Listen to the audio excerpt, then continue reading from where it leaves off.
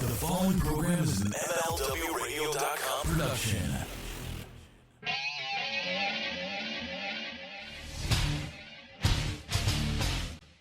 Allow me this volley, sir. Are you looking to purchase a home and are in need of a mortgage? Then SaveWithBruce.com is the only place to go. Perhaps you already have a mortgage and you are looking to lower your monthly payments, maybe consolidate some debt. SaveWithBruce.com can help you. Would you like to skip your next 2 house payments? That's right, sir. I said skip your next 2 house payments. Imagine pocketing that cash for 2 months. Then, I am here to advocate visiting SaveWithBruce.com today. You do not need perfect credit, sir, and the process is fast and easy. Fill out the simple form and you are on your way to saving money, sir or madam. SaveWithBruce.com. NMLS number 65084. They are a equal housing lender. Celebrating 1 year of Something to Wrestle with Bruce Prichard. Episode 1. Dusty Rhodes in the WWF.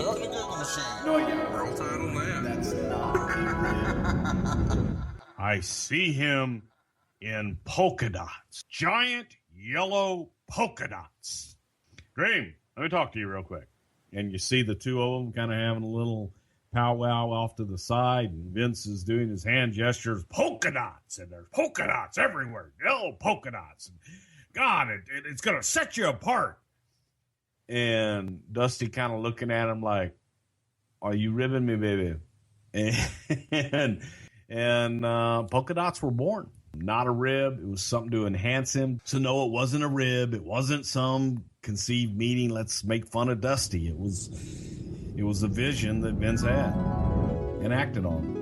This moment from episode 1, Dusty Rhodes in the WWF, and much, much more is available in the archives of Something to Wrestle with Bruce Prichard.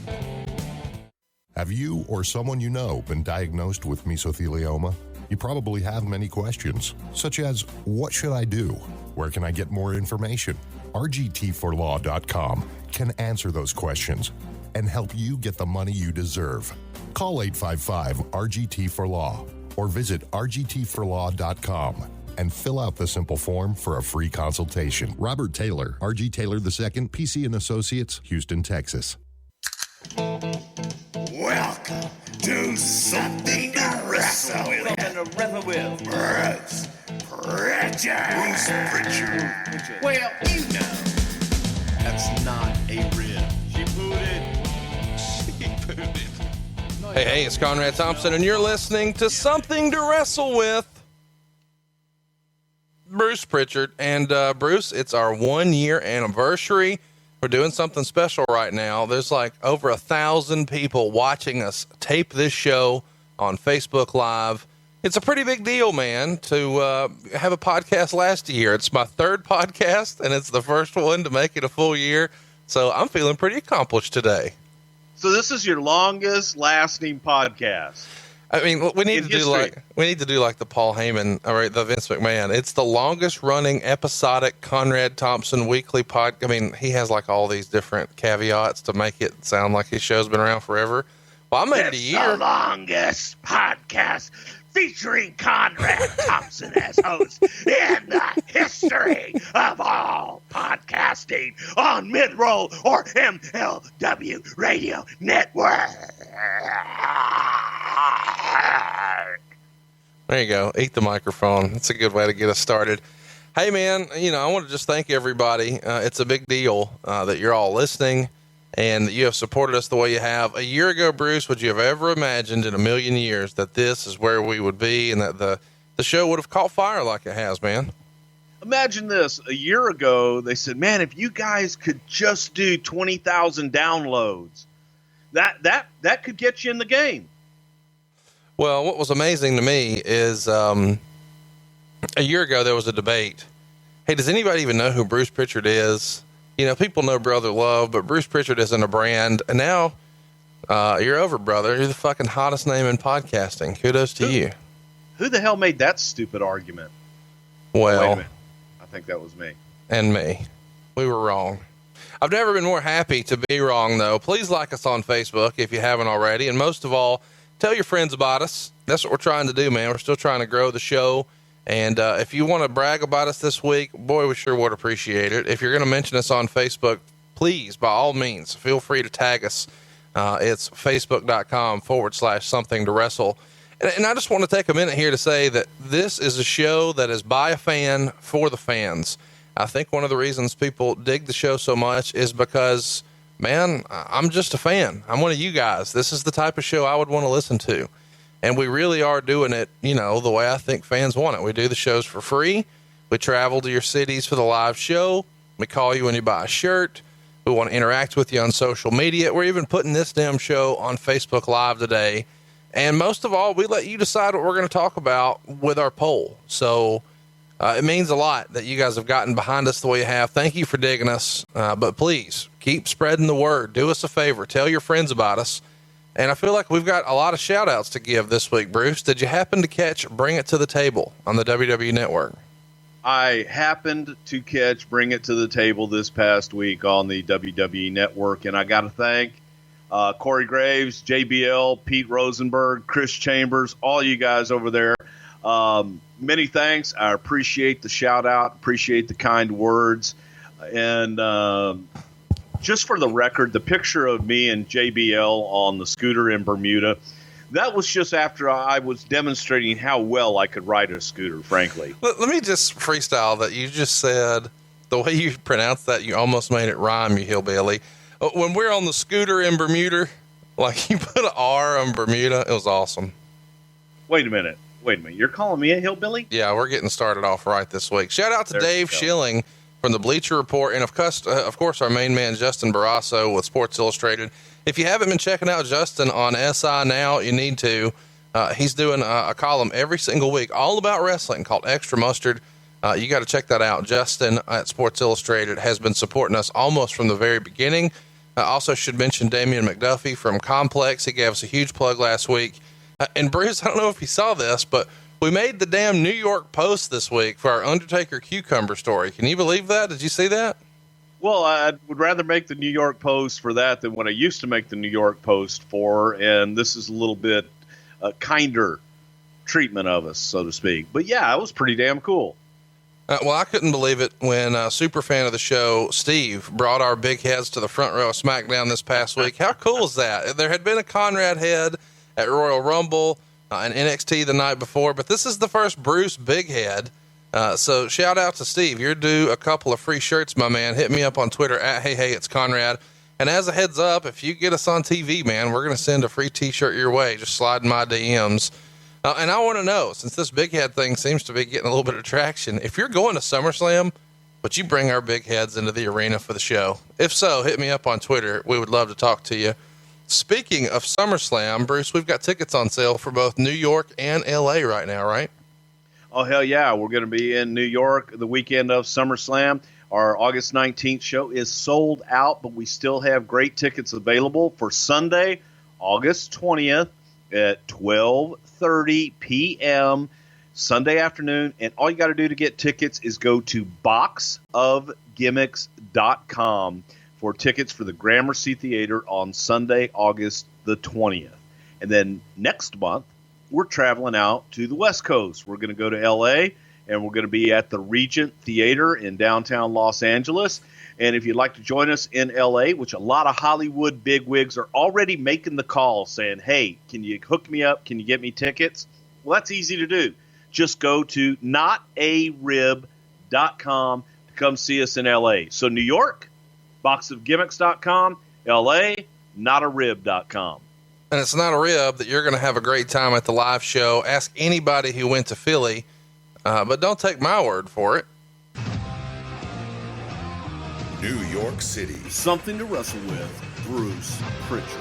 Live. I thought it was so worth it. Something to Wrestle with live show is even better in person. The show was really funny. Hey, New York, Something to Wrestle with Live is coming to you Sunday, August 20th at the Gramercy Theater at 12:30 p.m. I recommend coming to any live show. I haven't laughed that hard in a while. The first show on Saturday sold out, so we added a second on Sunday. Come see Bruce and Conrad live and in living color, baby. You never know what they're going to say. You never know what surprises may be in store, and they're going to talk about things that they can't talk about in the air. You're not going to want to miss this show. It was so great. It was a great experience. August 20th, 2017, at the Gramercy Theater in New York, New York. Something to Wrestle With, Bruce Prichard. Live. We had a really good time. Hey there, Something to Wrestle With Bruce Prichard fans. Less than 2 weeks to donate $5 or more to musicoutreach.org for your chance to win 2 t-shirts from Something to Wrestle with Bruce Prichard or What Happened When Mondays with Tony Schiavone. You only have till August 14th, that's less than 2 weeks away, for your chance to win 2 t-shirts from What Happened When Tony Schiavone or Something to Wrestle with Bruce Prichard. Donate $5 or more to musicoutreach.org to help kids who can't afford it get the lessons that they should get. Thanks and have a great day. Did you know that autism is the fastest growing developmental disorder in the United States today? And did you know that a family with a child with autism have to pay up to $60,000 a year just for care? So we at Something to Wrestle with Bruce Prichard want to do something about that, and we are raising money for autism awareness. Now, how we're doing it is we have an eBay auction up right now with 2 VIP passes to the Saturday, August 19th show in New York City. Now, this show is sold out. It's been sold out for months, people. Come on. Now, we have 2 VIP passes just sitting there waiting for you to make a donation for autism so that you can be a part of a once-in-a-lifetime experience with Bruce and Conrad as a VI freaking P in New York City. Now, all you have to do is jump on to facebook.com/something to wrestle, find the link to our eBay auction. It'll be right on the top. Open your freaking eyes and hit that, empty your pockets, make a donation, be a part of our VIP experience in New York City on Saturday night at the sold out show, and tell all your friends about it and gather your grandchildren around and tell this story for years to come that you donated to autism and made a difference, because it's good to give. Hey guys, this is Matt from Something to Wrestle With, and I'm really excited about something that I just discovered that Conrad's been talking about for a while. It's the Go Pro Wrestling YouTube channel. It's an awesome way to see some interviews and even get some free stuff. Here's just some of the free content and interviews currently on the Go Pro Wrestling YouTube channel. Just added this week is a 40-plus minute interview with wrestling YouTuber and entertainer Grimm of Grimm's Toy Show and GTS Wrestling. Grimm holds nothing back and discusses in great detail a recent controversial attack at an indie event in New Jersey, and a lot of great stories. Also, more of Shane Douglas's 2-hour interview where he talks about Dixie Carter ruining TNA, a story about Vince McMahon that's never before told when Shane was working in the WWE, and more on the click. It's all free on the Go Pro Wrestling YouTube channel. Just click that subscribe button and turn that notification bell on. There's also a 1-hour interview with Vader. Paul London shoots on politics in the WWE, the uncomfortable and awkward Billy Gunn interview, and many more in the archives. All you have to do is subscribe to the Go Pro Wrestling YouTube channel. Friend of the show and Conrad's buddy Andrew is giving away free stuff every week to random subscribers. This week, a signed Lex Luger Elite action figure was mailed to Felix Cabrera of Houston, Texas. All you have to do is subscribe to the Go Pro Wrestling YouTube channel at youtube.com/GoProWrestling and turn your notifications on. Share the channel with your buddies online and show your support. It's free. What more can you ask for? Subscribe to the Go Pro Wrestling YouTube channel at youtube.com/GoProWrestling. It's free, it's fun, and you'll be glad that you did.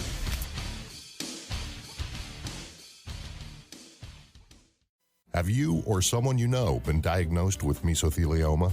You probably have many questions, such as, what should I do? Where can I get more information? RGT4Law.com can answer those questions and help you get the money you deserve. Call 855-RGT4Law or visit RGT4Law.com and fill out the simple form for a free consultation. Robert Taylor, R.G. Taylor II, PC and Associates, Houston, Texas. All right, it's time, Bruce, for what happened when Paul Heyman joined the WWE. It kind of happened by surprise in 2001. A lot of people, myself included, didn't see it coming, and we're going to start from the beginning. But before we get there, I feel like we should sort of set the stage because you knew Paul Heyman quite a while before 2001. Isn't that right? Yeah, I did. I actually met Paul Heyman for the first time when I made a trip down to the Continental Wrestling Federation in Alabama. My brother was working for Continental Wrestling. Yeah, there you go, Roll Tide. And I met Paul in Dothan, Alabama. And Eddie Gilbert was the booker at the time, and Paul was helping Eddie out with the television and what have you. And I met Paul for the very first time, and he says, I live in New York City. I live right there in Scarsdale. Perhaps we should get together sometime. I would really like to do that. And I made the mistake of giving Paul my number, and he called. And we went out, started just kind of hanging out in New York City. So before we get going on, all your times that you spent with him and you hung out, Heyman is one of the more polarizing people in the business, certainly a controversial figure. How would you describe Paul Heyman? How would I describe Paul Heyman? I think that to an outsider, imagine that I'll describe it like this. Paul Heyman walking into a room. Imagine you're at your 9-to-5 job, and all of a sudden a character from the Game of Thrones just dropped in to your workplace and just started plotting and started spouting out conspiracy theories and getting everyone in a corner. That is the best way to pretty much describe Paul Heyman. And a friend of mine who worked with Paul for many years as well kind of likened him to fans of the show of Game of Thrones to Littlefinger. And for those of you who don't know who Littlefinger is on Game of Thrones, Littlefinger is a guy that kind of manipulates himself into everything and has done everything from running a brothel to selling the king's daughter as a sex slave to another king. So, yeah, that's pretty much how I think to someone that didn't know Paul, that's kind of how you would describe his presence. And the name of that character in Game of Thrones, I don't watch, but the name is Klondike Bill? Or Littlefinger, one of the two. Okay. Now, Paul, before he came over to the WWF, of course, was running ECW, and we've covered that in long form. You can see all about the WWE ECW show in the archives, and we even had one last year, the relationship between the WWF and ECW, also available in the archives. But let's briefly talk about the time in WCW, because he spent quite a bit of time there. What was the situation with you and him during that time? Were y'all still friendly, even though y'all were on opposite ends of the fence? It was a different time in the wrestling business. Everybody, it wasn't the rivalry that it was during the Monday Night Wars. And Paul and I were friends. We would hang out when he would be in New York, and vice versa. We would get together if we were on the road in the same place at the same time. But yeah, we were definitely friendly during that time and kept in touch. The rumor and innuendo, and I believe this was actually reported in the Torch. In fact, I know it was. I read it this year sometime.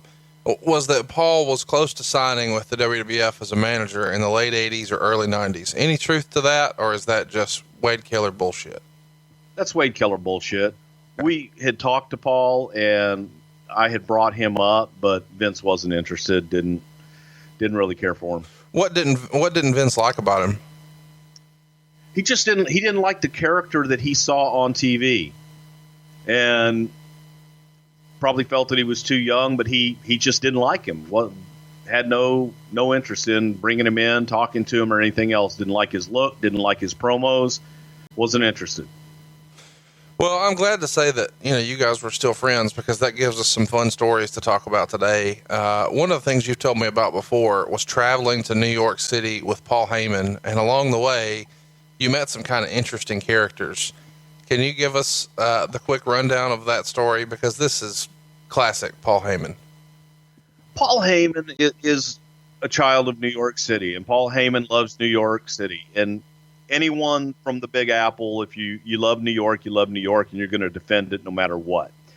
I am from the South. New York is a really great place to visit, maybe once every 10 years, like we're going to do on August 19th and 20th. I'm looking forward to that. However, it wasn't someplace I wanted to go every night.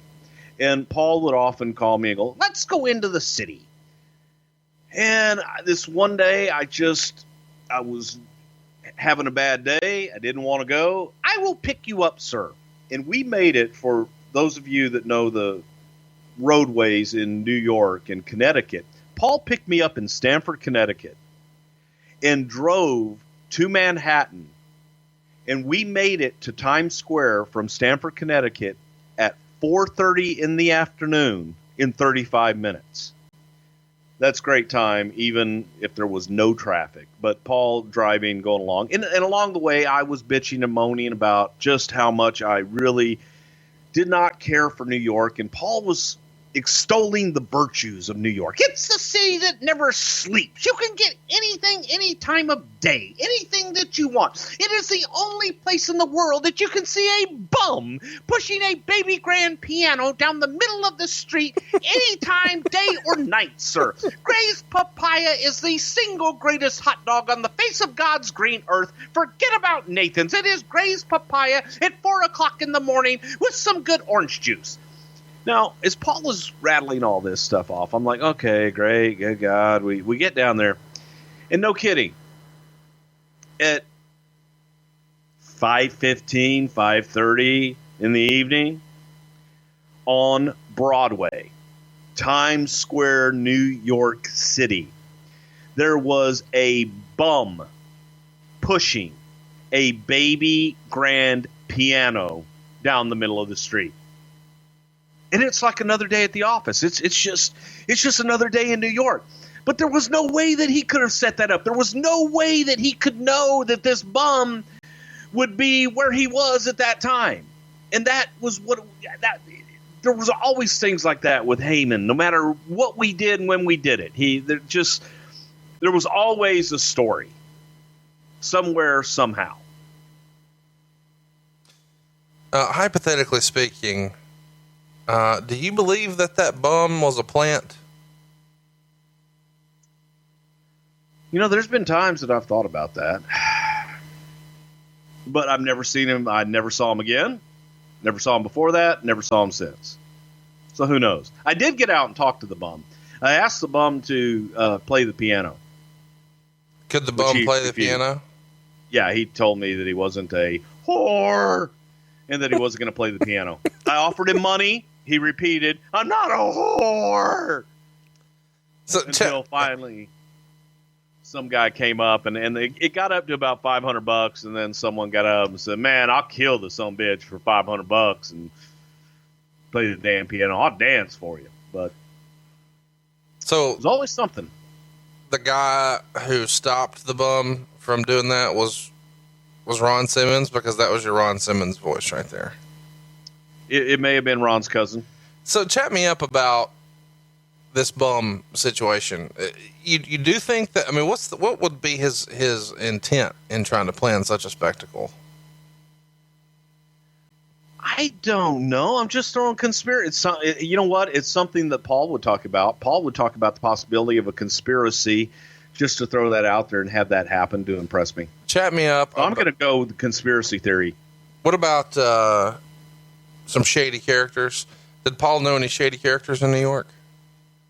Any character that Paul knew, they were shady. Paul, one time we went into the city and met a gentleman who had us get in the car to ride with him. The guy had a driver. It was a Lincoln Town car. And they had me sit in the front seat, and Paul and this other guy sat in the back seat. And we pull up to a restaurant in Little Italy. And when we pull up, there's some guys standing outside, and they come over and open up the back door for the guy in the back, and we're literally kissing his ring finger. Oh, my. And I'm thinking, what the hell is this? I'd never seen anything like that. So you didn't know what that meant? I didn't. Okay. I just thought it was kabuki-ish at best. So we go inside to this restaurant, and there's a restaurant, but then they have a back room, and the restaurant isn't open for business yet. And they take us in the back room where there's a bunch of guys hanging out, and they just start bringing us food and drinks. Mm-hmm.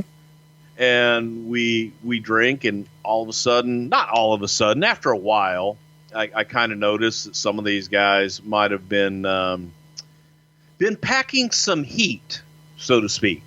And not the same kind that Colonel Robert Parker packed. Different kind of heat. Okay. Yeah, and it wasn't, and it wasn't heat like Jim Cornette used to carry either. It was like pistols and stuff, and they didn't mind showing you. And it was uncomfortable, but Paul hooked me up with the folks at the China Club, which the China Club was the club in New York City at the time, in the basement of the Beacon Theater.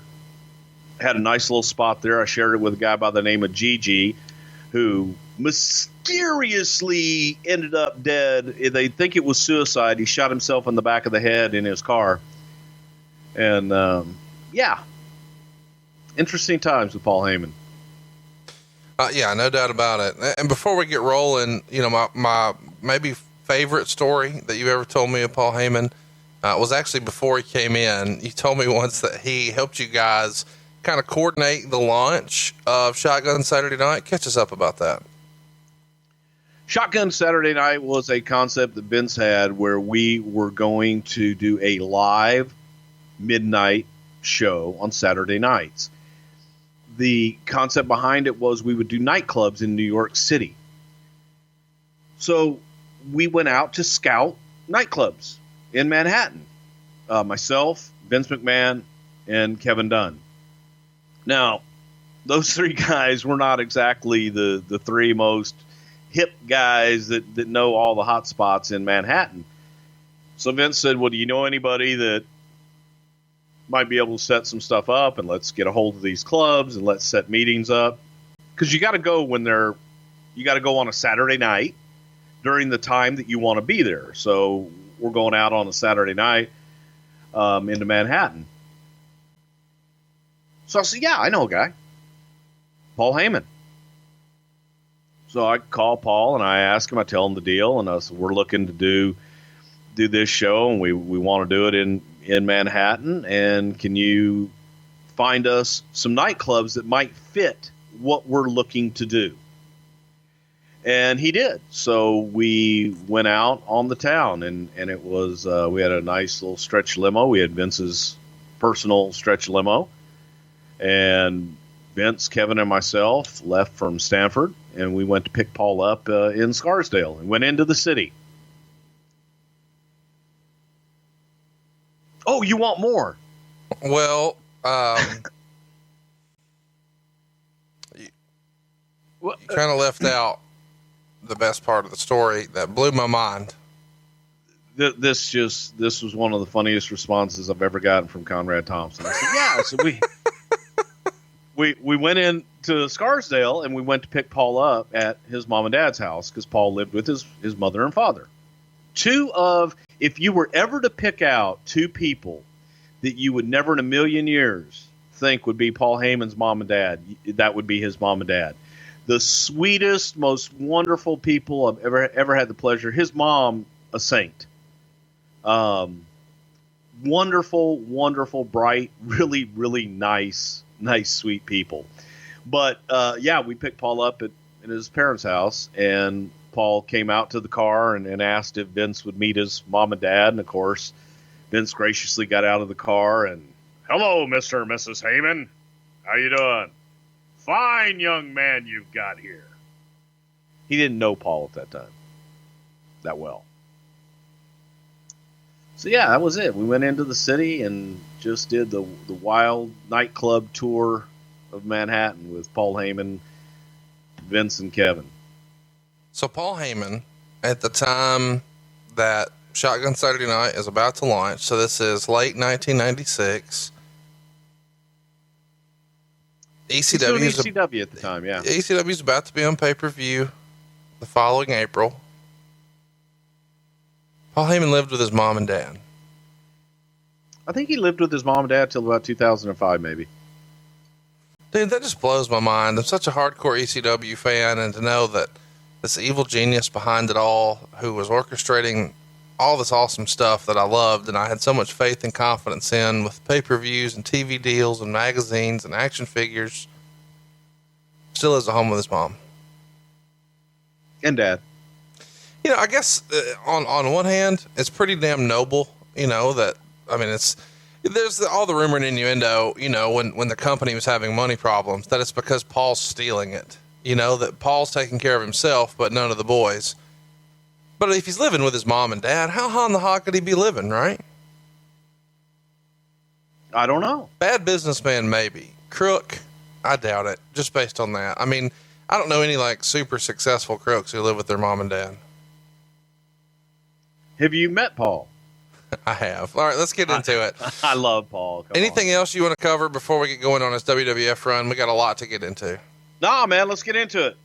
All right, March 5th, 2001, we're on Raw, and Heyman officially makes his WWF debut. He's here to replace Jerry Lawler on commentary. He'll be joining Jim Ross, of course, and we've talked all about the relationship and kind of how all that happened, but we didn't talk about Lawler's departure. I'm sure we're going to cover this in long form at some point, Bruce, but give us a little bit right now of how this went down to open the door for Paul Heyman to join Ross on commentary. Okay, to be clear, at this point in time, Paul was working with us on the creative team, and Paul had been brought in to help with creative and to try and see if there was something that we could do to salvage ECW and what have you. So Paul had been in the office. Paul had been writing with us at that time. It was a necessity because out of nowhere, Jerry Lawler quit when we had gone in and we had informed Jerry that we were going to be letting his then wife go, the cat. And Lawler quit on the spot, said, if she goes, I go. And all of a sudden we were void a color commentary guy. Heyman was there. I knew Heyman could do it. I think everybody knew he could do it. And he and Jim Ross had history from WCW where they had worked together as a commentary team. It was a natural. Just slide him right into that spot. Anything you want to share with us about the Cat's departure right now, or are you going to save that for the Lawler show?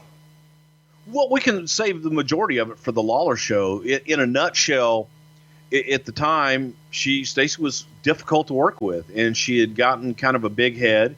She had become difficult to deal with, and Vince didn't want to deal with it anymore. There was just too much drama, and it appeared that the majority of it was kind of centered around the cat. Vince felt, we'll cut the cancer out and get rid of her and everything else will be fine. But we went to King first, and we went to Lawler out of respect first to let him know what was going on. Jerry was not happy with the decision and quit on the spot. He was not happy with the what? The decision. I thought you said blah, blah, blah, blah.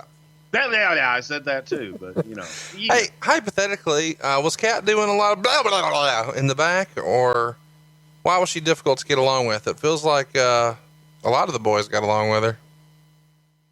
I wouldn't know, but she was just difficult to deal with. Stirring, it seemed like all of the drama just kind of went back to her. Not all of it, but a lot of it. And she seemed to be the centerpiece. And it was a difficult decision because we knew it was going to affect Lawler. We knew that it was going to be something that Jerry wasn't going to be happy about, but we didn't think that he would quit, and we begged him not to.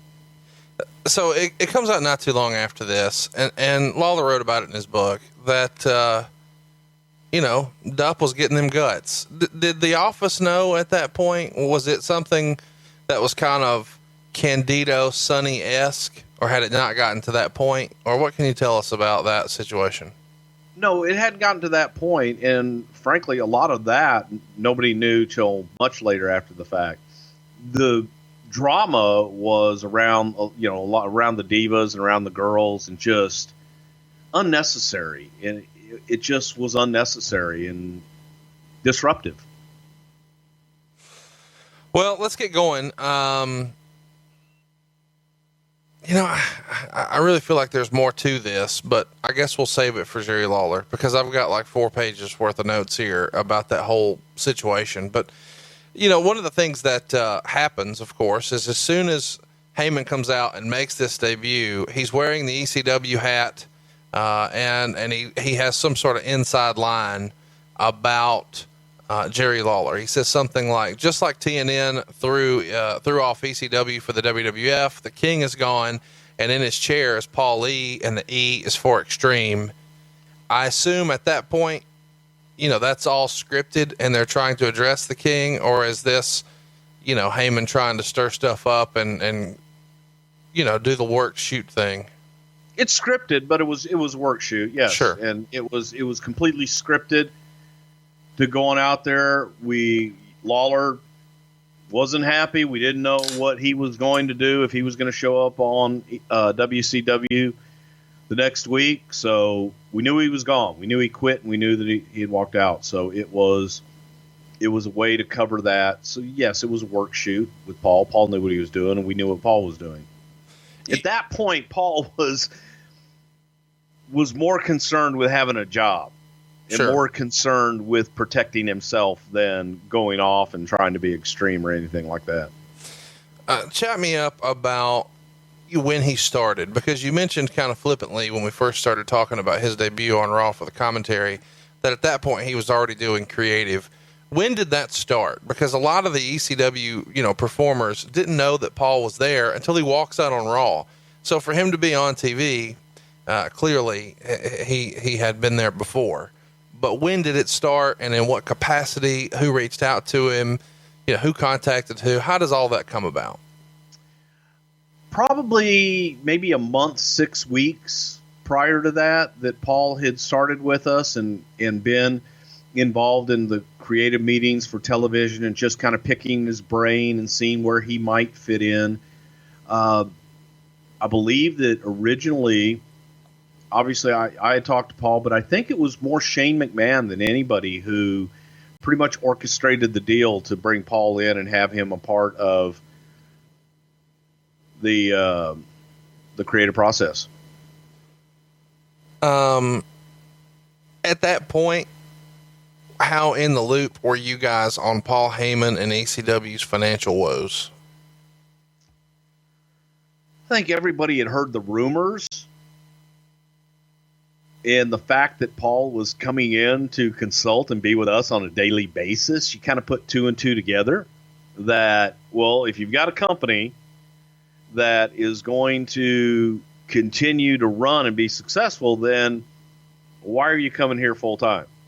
Why are you with us 4 days out of the week and working with us and being a part of our company?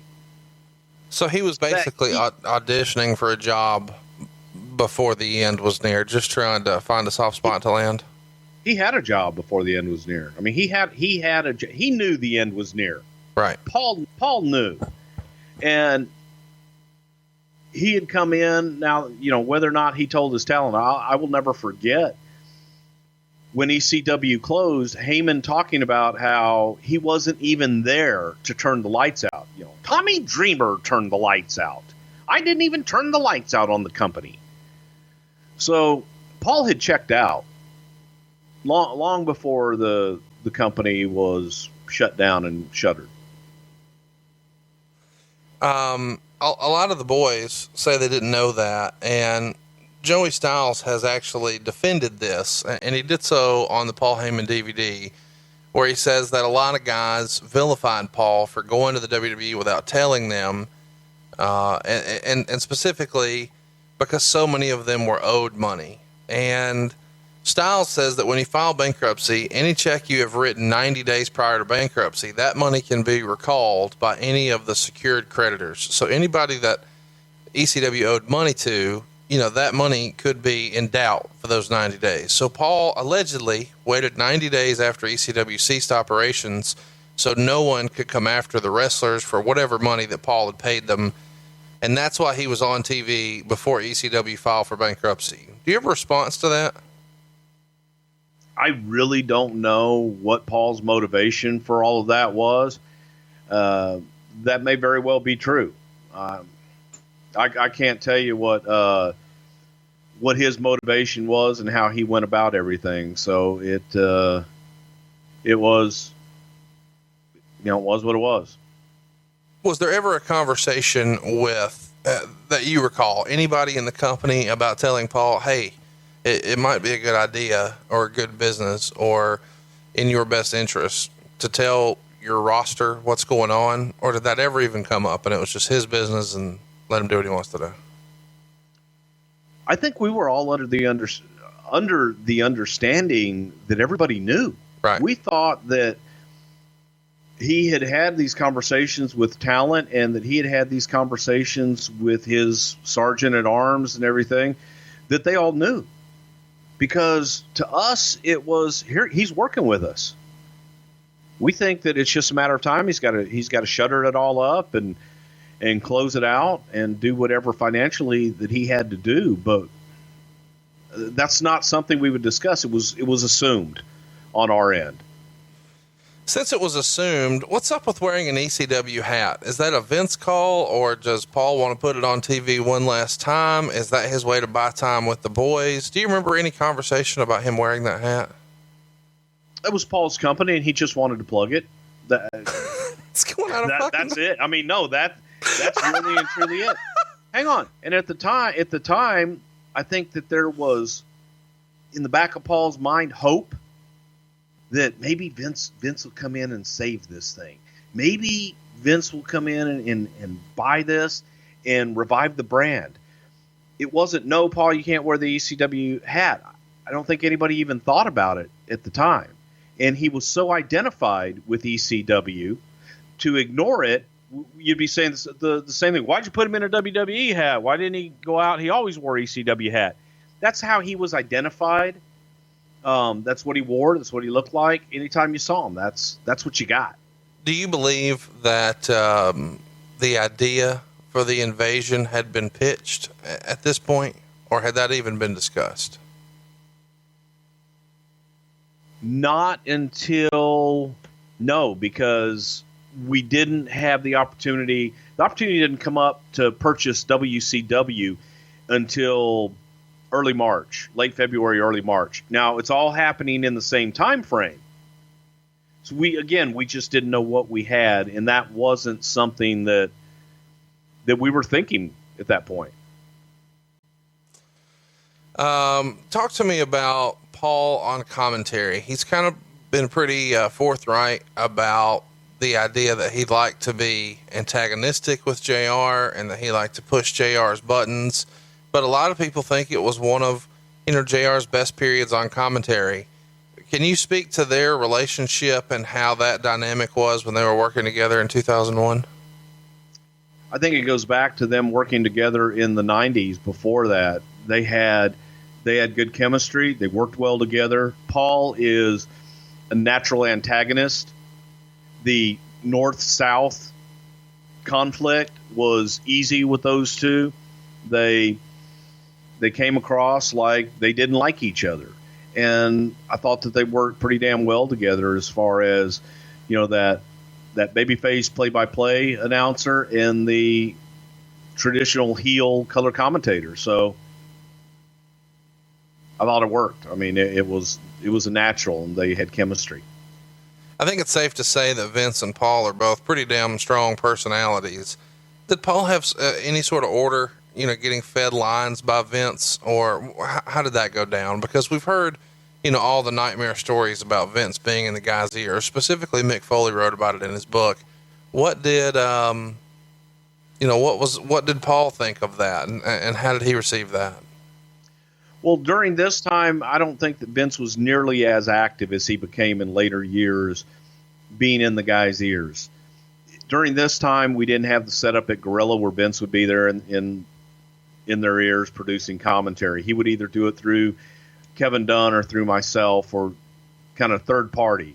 So Paul didn't get a whole lot of that. Now, he would get it after the fact, where Vince would meet with those guys beforehand, tell them what he was looking for, what stories he wanted to hear, and how he wanted them to be told. And if they didn't do it right or they did something at the end, then they definitely got an earful when they came back. But it wasn't what it became in later years. How did Paul receive Vince's instruction? For 7 years at this point, roughly, Paul's been the boss, the ultimate, voice. And now he's got to take some marching orders. Did he take kindly to the criticism? Was he receptive? Did he respect Vince in that regard? Before we talk about booking, just talking about on-air commentary stuff. At first, very respected and very, yes, sir, and yes, sir, no, sir. He was looking to go out and do his job and be directed and do whatever he was asked to do. So there was no pushback. There wasn't, this is my character. There wasn't any of that at that point in time. Did Paul try to get involved, more with creative once he was on commentary, or was he doing both the entire time? I guess is my question. You mentioned that he was helping with creative before commentary. Was he wearing both hats after that? And if so, did he become more involved once he was on air? Well, Paul was involved before he was on air, so it didn't change. He remained involved in the creative after the fact, before the fact and after the fact. And that was what Paul was originally brought into. The only reason Paul ended up on commentary for that time was because Lawler leaving. Hypothetically, and we were looking at it as a short-term fix as well. And after, there's a couple weeks under your belt, or maybe even that first night, was the overwhelming response, hey, this worked pretty well, let's keep it going? Some liked it, some didn't. Who didn't like it? I don't think that the television production people, I don't remember Kevin Dunn being in love with it. He thought that Paul was too rapid fire, too wrestling, and you're gonna love this. Probably too New York. Oh my God, Cornette's too Southern, God. and he's too New York. Go figure. Wow. Well, Paul Heyman really is just a sophisticated Jim Cornette. I love this theory you have. Give everybody this full theory. Okay. Paul Heyman and Jim Cornette are the same person. Okay. You've never seen them in the same place at the same time. I mean, for example,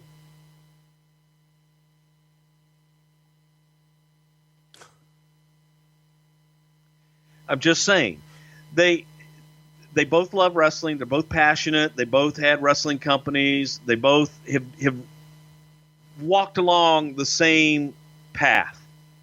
And I just think that Cornette is a southern version of Paul Heyman, and Paul is a northern version of Jim Cornette. It drives Cornette crazy when I say he's just a sophisticated you.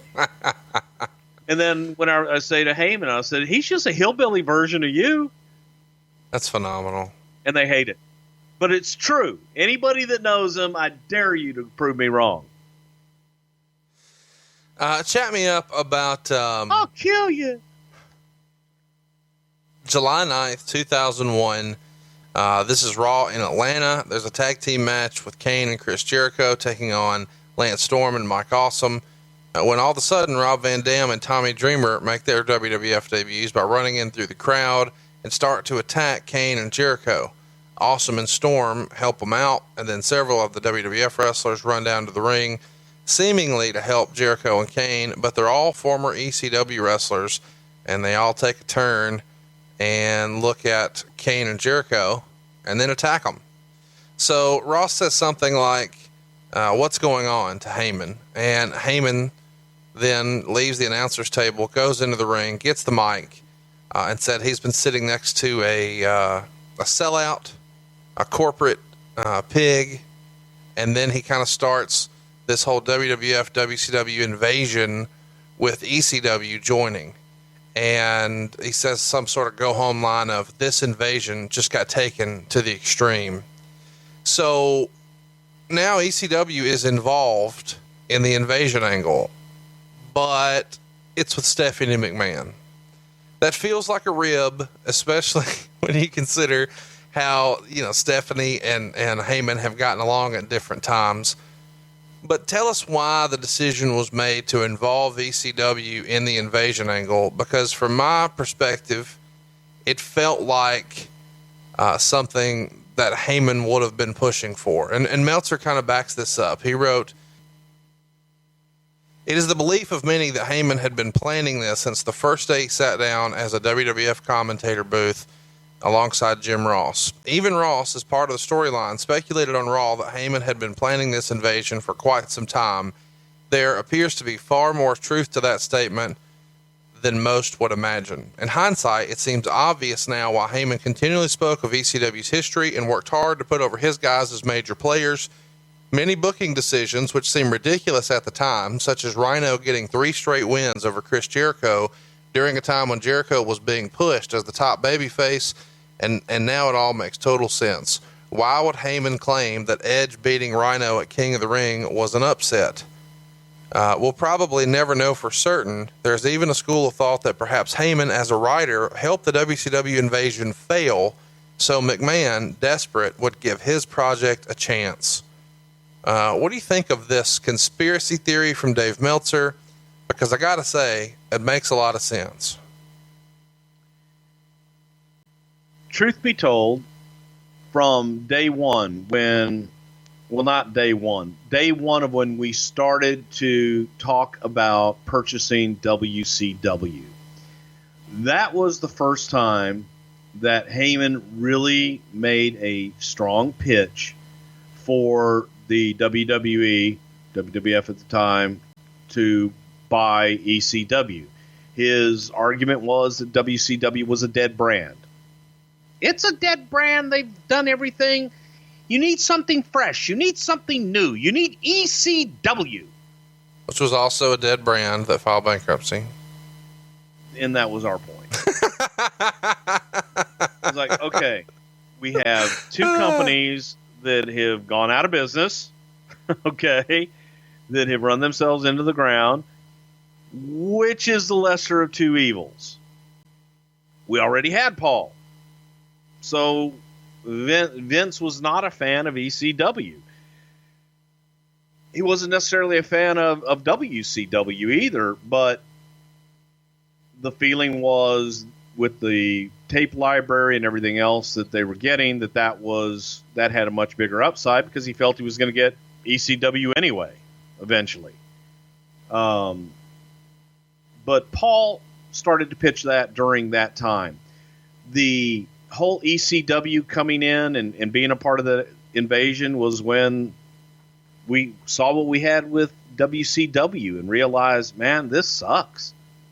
You know, we didn't have the big names. We didn't have anything. So what if we put the 2 companies that went out of business, put them together, and the one thing they had in common was they could make the statement that the big bad WWF put us out of business. And they could unite in their failure and be stronger. That's how that all came about. But as far as the dirt sheets and what have you, so much of what you read during that time, and later on during a lot of the Heyman years, there was always the conspiracy theory and always the speculation that the information that the Wade Kellers and the Dave Meltzers of the world were getting was directly from Paul. There was even speculation that Paul had an alias that he used to write, that he would write letters that were almost verbatim his arguments from meetings that we had under an assumed name that would appear in the Torch. Are you serious? Oh, yeah. So Paul, and later years, there were at least 3 different people that, if anybody would know, they probably would have known, that essentially said the same thing from the ECW side. So Paul Heyman used a fake name to write the Torch to push his shit. That's a conspiracy theory. Yeah, that's a rumor and innuendo. Yes. Well, you know what's funny, as we started this show talking about, was there ever any truth to Paul Heyman having an offer to come into the WWE, and you said no, that was Wade Keller BS. Maybe it was Paul Heyman BS. You know, you've told me once before, and I think it was even on this show, that the biggest marks of all are the people who write the dirt sheets, because they don't realize they're being worked, that the people who are giving them the scoops are often trying to just slant the news and spin the narrative and the story to benefit them. And what you just said is exactly that you believe that Heyman did that with the Torch. Do you think that Heyman was someone who frequently spoke with Dave Meltzer as well? Absolutely. All right, let's move along. July 23rd. I'm the second most recognizable athlete in the world. We're the first most recognized podcast. Just throwing that out there. July 23rd, it's reported that the WWF was illegally using the ECW trademarks. This comes out in the Observer, saying that since they're filing bankruptcy, that all of the assets were being held up, and technically Heyman didn't own anything anymore. The trustee did, and she never gave permission to the WWF or Vince McMahon to use the ECW trademark. Was there ever any sort, is this Meltzer just creating a story here, or did you guys have some sort of issue once you promoted the brand on TV? Kind of carry me through that. Vince McMahon as good of a businessman as he is, can be very trusting and naive at times, believe it or not. And if someone were to tell him, no, that is fine. Trust me, I've talked to them. Everything is fine. I have the contracts. I have the paperwork. I have clearance for everything. There is no problem. Vince will just do it. And if there's repercussions on the other side, then he'll deal with the repercussions on the other side. He'll ask for forgiveness instead of permission. That's what happened as we got into the bankruptcy with ECW. A lot of those kind of things that we were told, like the music and other issues, they just weren't so. And there were a lot of creditors that were looking for their money. There was talent looking for their money. So, yeah, there were points in time where we didn't know what the hell we had with ECW, and Vince pulled way back on it because he wanted to be sure that everything was on the up and up. Paul Heyman would file personal bankruptcy on June 22nd. He filed a Chapter 7. For those of you who aren't familiar with bankruptcy, 13 means you work out a payment plan. 7 means you just kind of walk away. And he's not the first person in wrestling to file bankruptcy, certainly not the last. But in his petition, he claimed he had assets of $128,500. He also said that the WWF was paying him $4,000 per month as a television writer. And that number to me sounds ridiculous.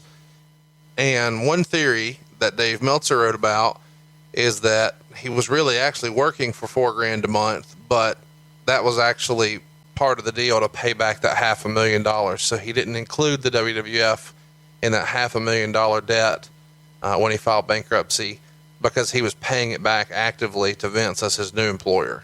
Did you hear anything about that? I do not know how true that is. All right. Well, I know you don't like to talk about money, so we'll just move along through some of the bankruptcy stuff. Let's head to November of 2001. At this point, how involved was Paul in creative? Was he still actively attending the meetings and the conference calls and all that jazz? Can you kind of catch me up? Yeah, he definitely was. He had been in creative the entire time, and that was Paul's main job. That was what Paul was there to do. He was there to be a part of the creative, and that's what he was doing.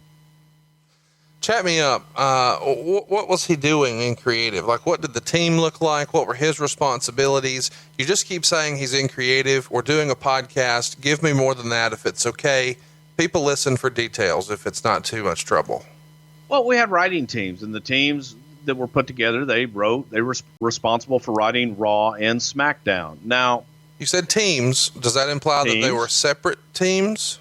That implies that, but they weren't actually separate teams. Yes, there were teams that were okay, this is the Raw team and this is the SmackDown team. The reality of the situation was that everybody worked on everything. So Heyman was a part of the SmackDown team, and Heyman kind of was the lead writer of the SmackDown team, where he would have like Dave Lagana and Pants. I don't even remember what the fuck his name was, but those guys, they would put together a show for SmackDown. Then they would pitch it to Vince. But we would all be a part of those pitch meetings. We would all be a part of those meetings with Vince, and we would all have input into the shows. So when you talk about, well, there was the Raw team and there was a SmackDown team, yes, there were. And there were different people that were on those teams. But the reality of it at the end of the day was everybody worked on everything. So the narrative that Paul Heyman, when Paul Heyman was lead writer of SmackDown, these great ratings, Paul Heyman had as much input in SmackDown as he did in Raw, and vice versa. The teams all worked together, and we all gave input into everything. So, Paul, that's what creative does. And creative works on everything when it comes to television, from the storylines to the format of the shows, everything in creative. That's what he was tasked with. Chat me up about the time on Raw where the announcer's table collapsed on Heyman. He wound up having to get an x-ray. He had a bone bruise on his leg. This happened in November of 2001. This feels like a good story. Do you have any fun stories of this? No, there's not any good stories. He hurt his knee, and everybody's going, Vince, his dad is a personal injury attorney. But Paul was going to fight through. I will fight through, sir. Although my knee is broken, and I probably should not leave the confines of my palatial estate, sir. I will tough it out, and I will come in with the bruise on my knee and tough it out and continue to save the company from the dire straits for which it is in. Something like that. How would Pat Patterson have described the bruise? You told me, we discussed this. We're trying to be good tonight a little bit. What a puss. He got the little bruise on his knee. Suck it up. Paces. Something like that. The November 15th, 2001 edition of SmackDown. This is just a few days before Survivor Series 01. Heyman delivers a very passionate and seemingly pretty real promo to Vince. There's tons of great Heyman promos out there, but this may be one of the best that he's ever done. We'll actually link it on our Facebook and our Twitter account. But he talks about how Vince stole his life, stole his idea, blah, blah, blah. Easily one of the more memorable Heyman promos. I can't do it justice, so I'll just link it instead. Can you tell us about that promo? All of it came from Heyman. Heyman wrote the promo and went over it with Vince. The narrative that he used arguably could be Paul's narrative in general on what Paul, thought about everything that the WWF did, his precious ECW and having to close down because of the evil WWF. Who gets credit for that? Vince McMahon does. So it was an easy, again, another great work shoot that Paul was so famous for, that he was able to spin this narrative. And I thought it was one of the best promos ever. And if you did get a chance, that was Heyman. Heyman wrote it, but he did get it approved by Vince. And it was blending that, reality in a worked world. All right. Well, let's kind of keep it going here. All right. So, hey, once they come through the curtain, what was Vince's reaction? Was it all just smiles, or was there any sort of God damn, great job, pal? Okay, that's all it was? That's all it was. Business as usual. So on Raw, the night after Survivor Series, in storyline, Heyman was fired from this job as commentator because the Alliance had lost the previous night at Survivor Series. And now Jerry Lawler is back to replace him. We'll cover all that at some point in the future. Chat me up about how Paul feels about being replaced here. Is this a relief because he really was more into creative, or was he enjoying the television time? I think that Paul was enjoying his time in front of the camera. However, there was just so much pressure on Paul, and he was, at this point, I think that he was taking everything personally that he was doing and kind of getting just pressure from all sides. So deep down inside, I think that Paul kind of felt it was a relief too, to be able to get the heat off of him in the public, if you will. I don't know that he was getting as much praise heaped on him as he was used to at the helm of ECW. So all of a sudden he wasn't the darling of the internet that he had once been, and everybody wasn't touting him for this great genius. So let's slip into the background a little bit more and control that narrative. But I think deep down he was relieved. Overall, how do you think Heyman did? I think Heyman's a great color commentator. I really do. I think that he tells good stories. He's a great antagonist. He's a natural antagonist. He's just a natural. He gets heat walking into a room. So his work with JR, I think that his work with Michael Cole, all along the lines. Paul knows how to tell stories and did a great job of telling stories as a color commentator. Let's talk about his documentary, because Heyman said in the My Name is Paul Heyman documentary, which is on the network, that Taz was a big fan of Lesnar, who was in OVW at the time, and he had asked Paul to talk to Brock because Brock had been given what Taz thought was the worst advice ever, but he didn't say what that advice was. Do you know what advice there may have been there? I have absolutely no idea what the hell he's talking about there. Well, Paul and Brock become fast friends, and Vince notices that they have chemistry when talking to each other. This is all Paul's testimony. And Vince tells Paul that he's going to put them together. Do you remember how the pairing of Brock and Paul first came together in 2002? Paul was a big advocate of Brock Lesnar then, behind the scenes. It was a meal ticket, number one, for him. We didn't think that Brock could talk. We didn't think that Brock would be able to cut a good promo. We knew what we had as far as the athlete in Brock Lesnar. We knew what we had as far as the beast, and we knew what we had when that bell rang. Brock was going to deliver. He just looks like a badass. Right. But he wasn't a badass when it came to cutting promos. He needed a mouthpiece. So you take an all-American kid and you put him with a sleazy manager like Paul Heyman, the last person that you think he would connect with.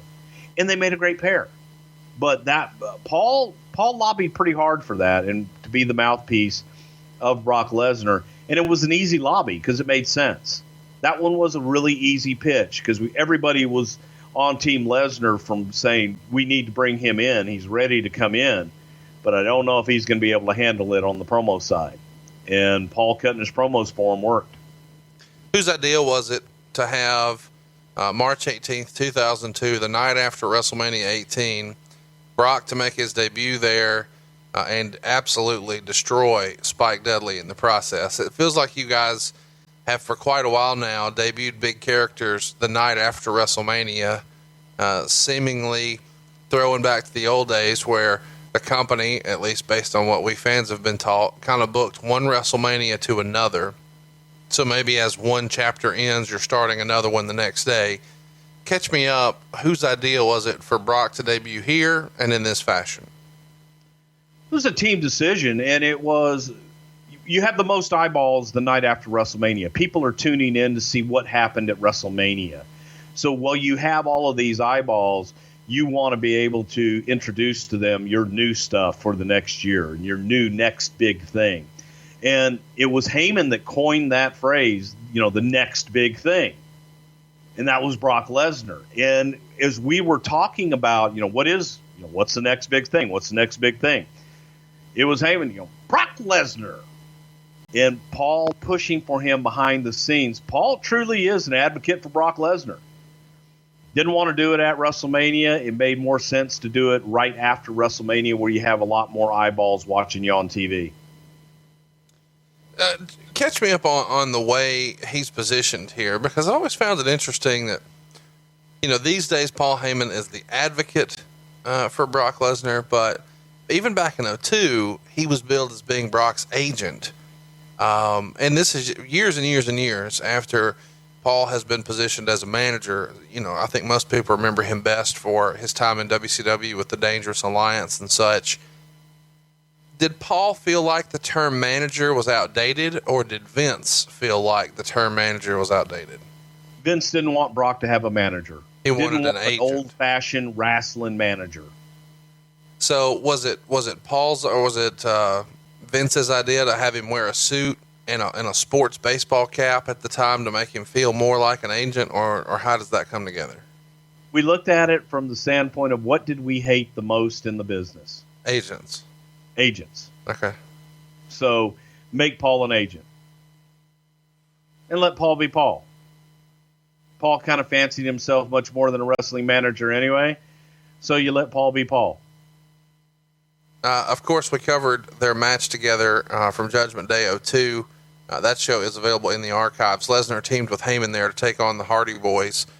How excited was Paul Heyman to be involved in that? You know, this is something that Paul hadn't done for a long time. Of course, most of the time, whenever Heyman was involved in any sort of physicality, it was with a woman or a Jim Cornette in a silly tuxedo match. It wasn't the Hardy Boys. And here he is. Of course, Brock does all the heavy lifting, but this seems like something Heyman would have been really excited about. Hell yeah. He's in a feature and he gets to go out. And I will show you how to work, good sir. But anytime that you get to be in a featured match, something like that, without a doubt, he was ecstatic. And he gets to work with Brock. And all he has to do is sell. Easy.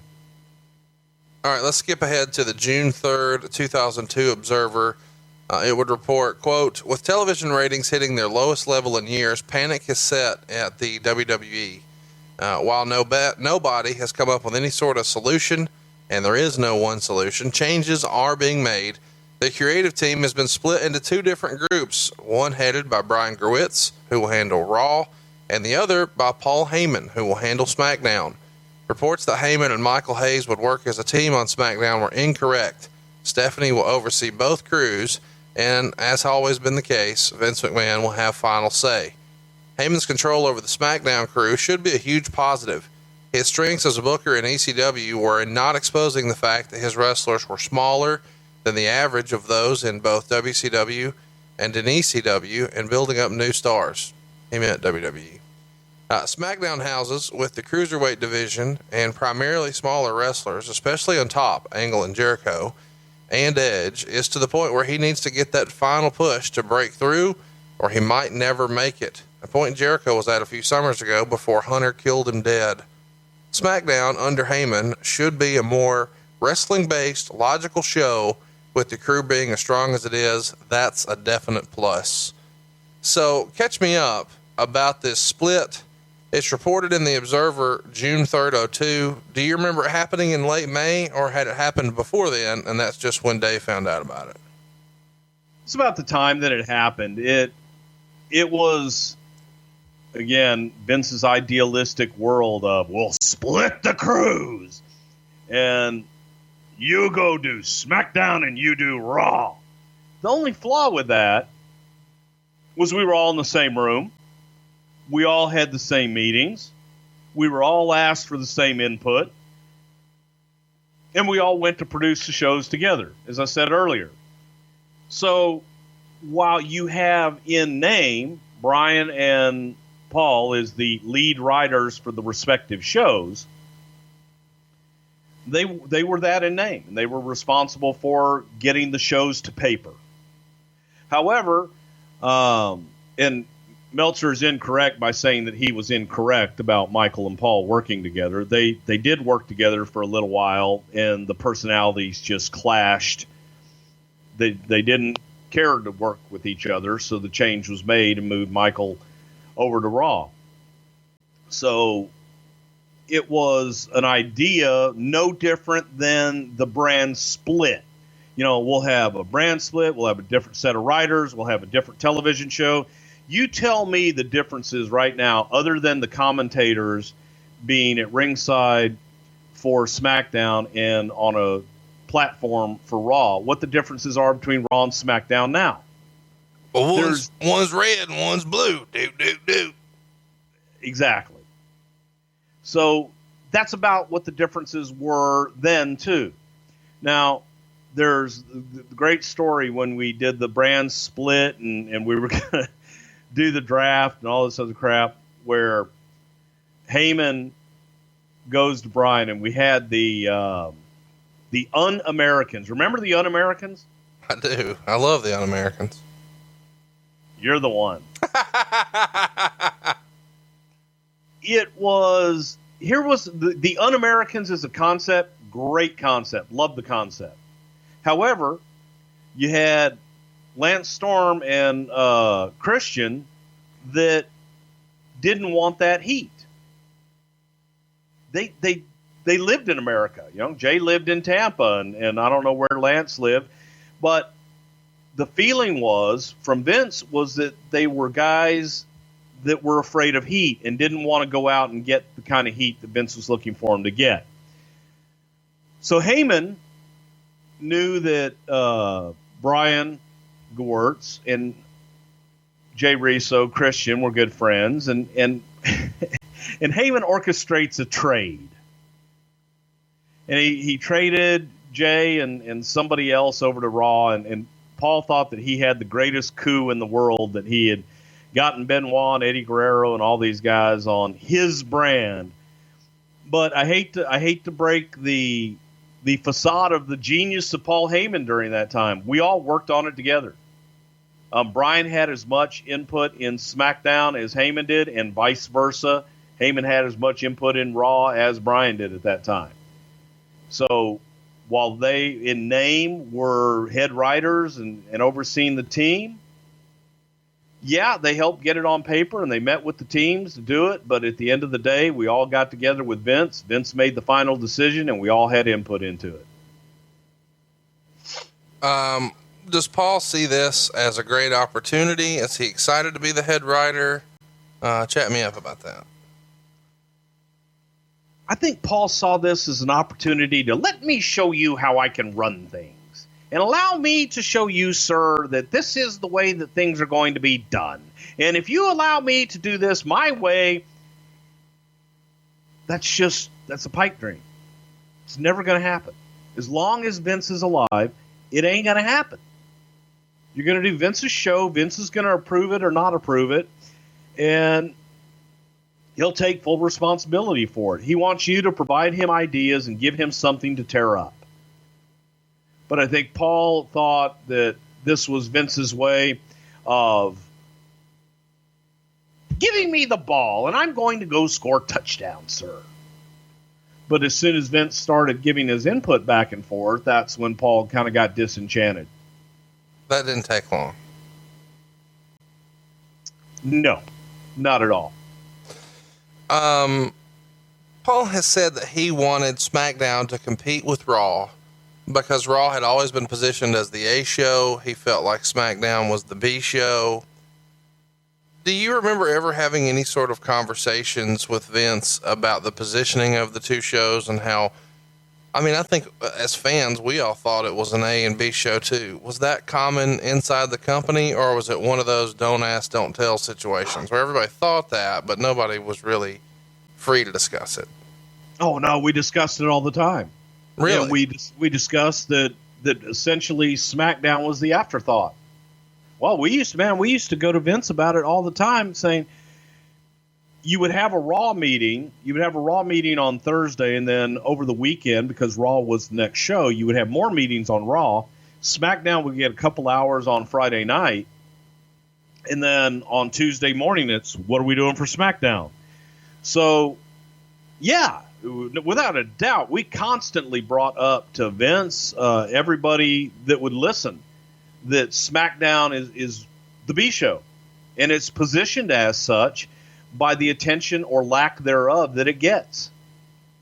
And that was from all of us, because we put as much effort into SmackDown as we did Raw. Vince put more effort into Raw than he did SmackDown. SmackDown was taped, so we can fix it. We can fix that in post. Raw was live. You got to go out and you got to kill it. So brought up all the time. That was a sore spot with people on the SmackDown roster and team, everything. Edge said in that same Heyman documentary we've been discussing that he really got his first break as a singles wrestler when Paul took over the writing on SmackDown. Do you recall any other guys kind of getting their first big break under Paul Heyman's Helmer regime?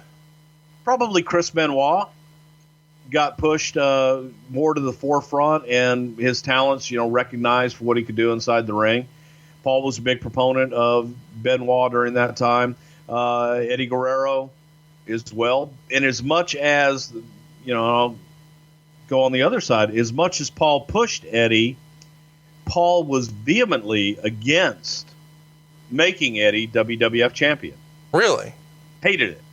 Absolutely hated it. Why? Fought it. Why?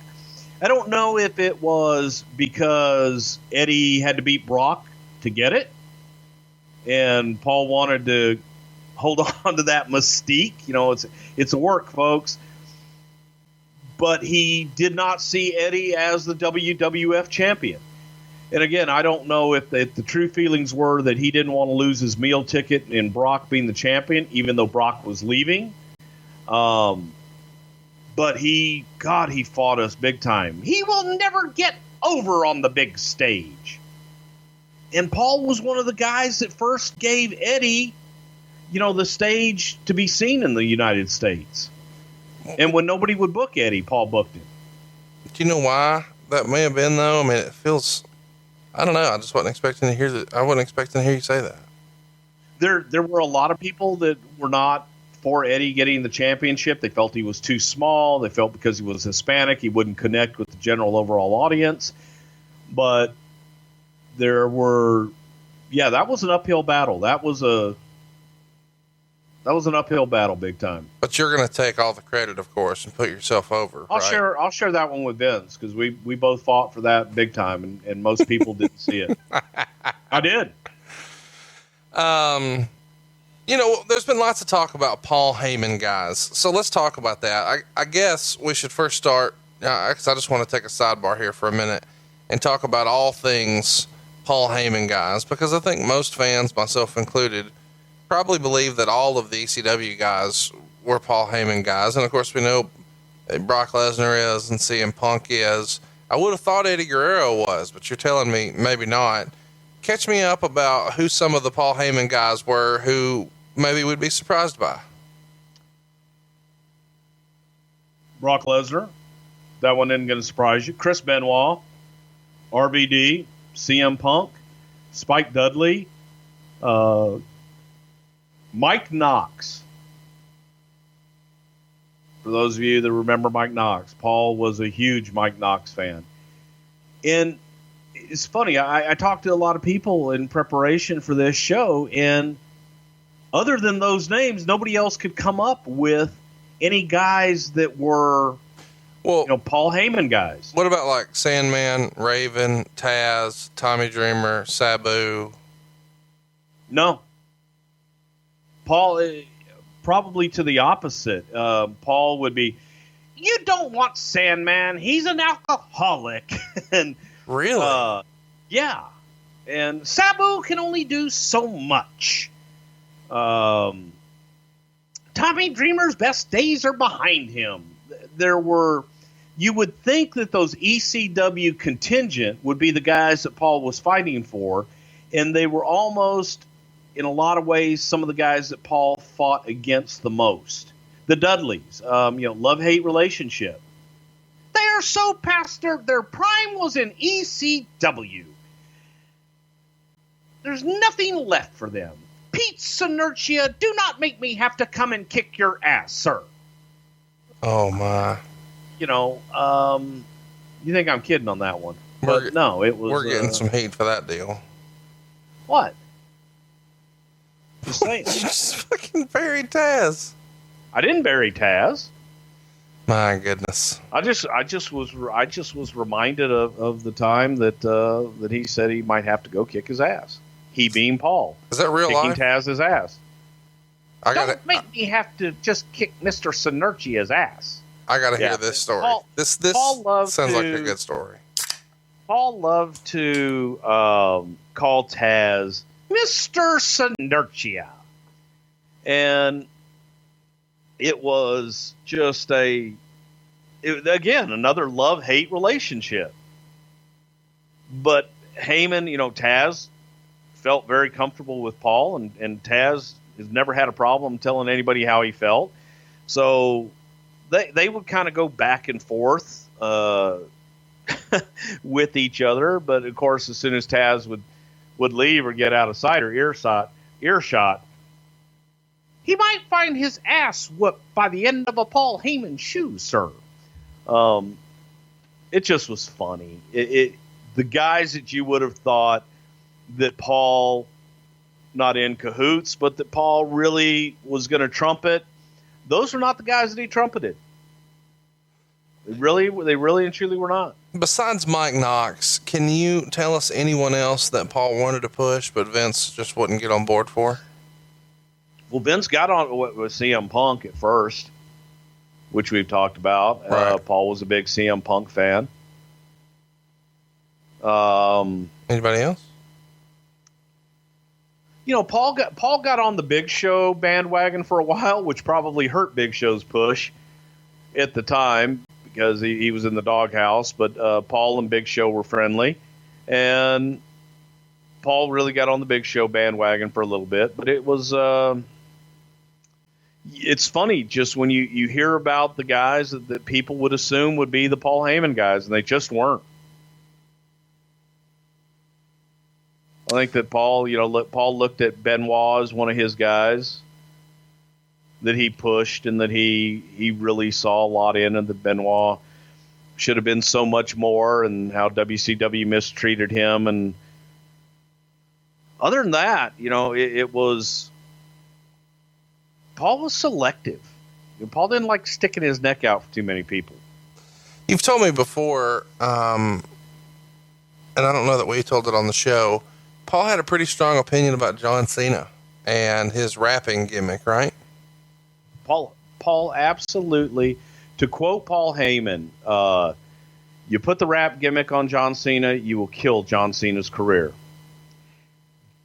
Paul felt that the rap gimmick was going to be the death knell for John Cena, and that it would stereotype him and pigeonhole him, and he would never be able to work his way out of it. Hated the idea, went to Cena, told Cena they're killing your career, don't do it, it's going to be bad. Went to Vince and told Vince how much it was going to kill him. And the fact that Paul petitioned so hard against it probably helped Vince. Yeah, let's try it. So, and I think it worked out. I think it worked out all right for him. In the documentary, they talked about the influence that Paul had over Taz and Michael Cole, who were at the time doing commentary for Smackdown. And they talked about how they would do voiceover sessions that would last, 3, 4, 5, 6 hours whenever Paul was there micromanaging. Did you hear any horror stories? I think it's kind of funny that we always hear that Vince was brutal to the commentators. We don't necessarily hear that about Paul Heyman that much, but this seems like a ridiculous amount of prep. It was a ridiculous amount of prep, especially in the voiceover sessions. Paul would like to try and flex his muscles, and that would only be like when Kevin Dunn wasn't there or Vince wasn't there. So he would try and, spread his wings and flex his muscles. I am in charge here, sir. And just feed them. He tried to be Vince. Right. He tried to be Vince. And the guys had already, done a voiceover, and they really needed cleanup. They didn't need to do complete re-voiceovers. Some of those sessions were brutal, and eventually Paul was removed from that. Talk to me about, you told me a story once off air about Paul's interview style with new hires, and how once there was maybe an audition in a voiceover booth. Can you catch us up on that story? God. When most people go for a job interview, you're interviewed by your potential superiors, who's going to be your boss and what have you. And everybody, when they would come in to interview for a job on the creative team, they would be interviewed by the room. You had your standard questions. Michael Hayes would, well, This job's kind of like, tackle football on concrete. Doop, doop, doop. No pads. And, Is that a real line, tackle football on concrete? Tackle football on concrete. That's a real line. And you got it every interview. So, it would get comical with Paul sometimes, where he would say, "Allow me to ask you a question, sir. If you are going to book WrestleMania 37, and you have only 4 talents to pick from the roster right now in 2002, who are those 4 talents?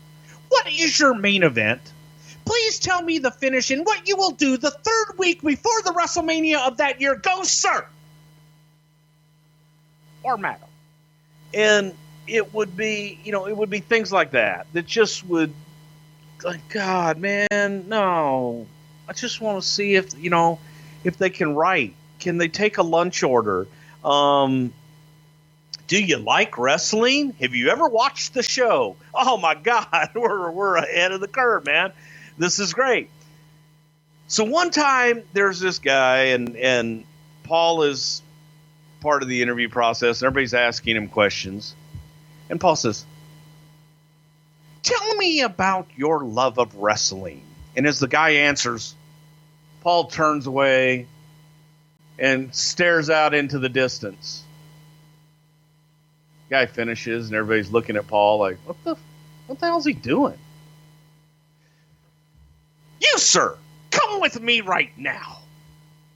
And Paul, and everybody's like, what the hell's he doing? And Paul takes the guy, takes him to the audio booth, and has him start doing auditions. And says, "You, sir, will be the voice of this company inside of 2 weeks. Everything that we do will have your voice on it. It is absolutely magnificent. The fact that you are not here for a voiceover job just astounds me, sir. They had to have heard your voice when you talked to them." And, of course, nothing happened because it was just crazy. Just absolutely crazy. And there were just little things like that, but Paul would kind of go off on a little tangent. SummerSlam 02, Brock Lesnar, managed by Paul Heyman, defeats The Rock to win the Undisputed title, and you'll be able to hear all about that later this month. We're not putting it on a poll. We're just doing it, and we're doing it on August 25th, so set your calendars. We're going to cover SummerSlam 02 in long form. Tell me about Paul's influence on Brock's career at the time. Of course, these days we hear that he's a real thorn in the WWE side, Paul Heyman that is, because he's negotiating on Brock's behalf as sort of a real life agent manager of sorts. 5 months after being, moved up to the main roster, Brock's the damn world champion. How much of that was Paul's influence? 99.5% of that was the Rock's influence. Really? Yes. Rock fell in love with Brock and thought that he should be the guy to take the Rock down. And Rock really felt that Brock was the next big thing. And that was Rock's idea. Now, Paul was behind it 100%. Yes, sir. You, sir, are a genius. You will go very far in this business. But yeah, that was Dwayne Johnson's idea. 99%. He's the one that brought it to us and pitched hard for it. The September 9th, 02 edition of The Observer wrote, "There are those who seem to think that Paul Heyman is making a bid for writing control over both shows, while others close to Heyman deny it. The pro-Heyman crowd believe he's turned SmackDown around, while Brian Gewirtz has fumbled with Raw, and if Heyman took control of both shows, business would flourish. Here's the problem. Even if he gets a chance to write both shows, he's never going to have complete control." Do you remember there being any sort of rumor and innuendo that Heyman was trying to jockey for position to write both shows at this time? Well, first of all, Michael, it's Brian Gewirtz. Only Michael Hayes and Bruce Prichard call Brian Gewirtz Brian Gerwitz.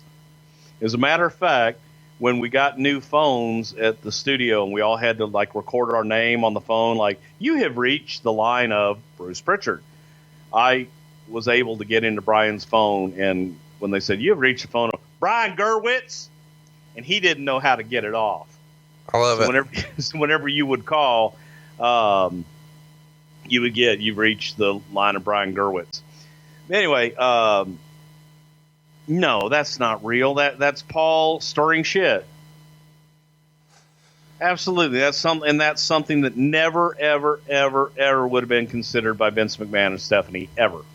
I'm glad you mentioned Stephanie, because Stephanie went on record as saying that Paul was the first writer that she ever had to suspend without pay, and she says it was because Paul was behaving like a child. What's the backstory on all this? What can you tell us about the suspension? Well, I don't think he was suspended without pay. Now, she may have said that, but I don't think he was suspended without pay. Okay. Paul had a habit of trying to get young disciples around him. Paul always liked to have a step and fetch it. He liked to have young boys that would do his bidding, go get him his laundry and go get him his Kung Pao chicken, extra pow, easy on the peanuts, make them salted extra chicken, sir. And Paul would just recruit. So anytime that a new writer would come in or a writer's assistant would come in, Paul would take them under his wing. I will show you the way, my good man. And there was one in particular by the name of Dominic, that he was a nice young guy, but a little goofy. But Paul had chosen Dominic as his new disciple, and Paul had gotten up and kind of grandstanded in the writer's room about, this young man is trying hard, and he wants to go out and he wants to prove himself. So I would like for everyone to listen to his ideas with a full heart and give him an opportunity to contribute to this team. So whatever Dominic does, I want everyone to give him his attention and listen. Now, Dominic, you had an idea. Please pitch it to the room. And this was at a time when everybody had kind of started seeing through some of Paul's stuff, and Paul wasn't the most popular guy in the room. And Dominic made a pitch for a women's match in which the women would be stripped down completely naked in the ring. And everybody's like, okay, Dom, then what? What do you do? Well, no, Dominic, what do you do? I mean, they're naked. What? You can't have naked women. Nah, man, they got nip covers. And when he said nip covers, that just, everybody in the room blew a gasket, especially Brian Gewirtz. Well, Heyman took this situation and, of course, blows up and starts cutting a promo on Brian for disrespecting Dominic and disrespecting these young writers who are trying to be a part of this team and trying to pitch ideas, but yet you make fun of them. And Brian fired back on Paul. And when they did, it was kind of like two umpires or an umpire and a ball player when they bump chests. And they come across the room at each other and kind of bump chests. And I wasn't really paying attention at this point to the argument because it was silly at best. But when they bumped chests, there was one of the writers in the room, a guy named Pete Doyle, and Pete jumps up and Pete gets in between them and is holding them back and like, hey, calm down. And I thought it was a pinch fight. It looked like two girls in a pinch fight. So they got separated and somehow Stephanie found out about it,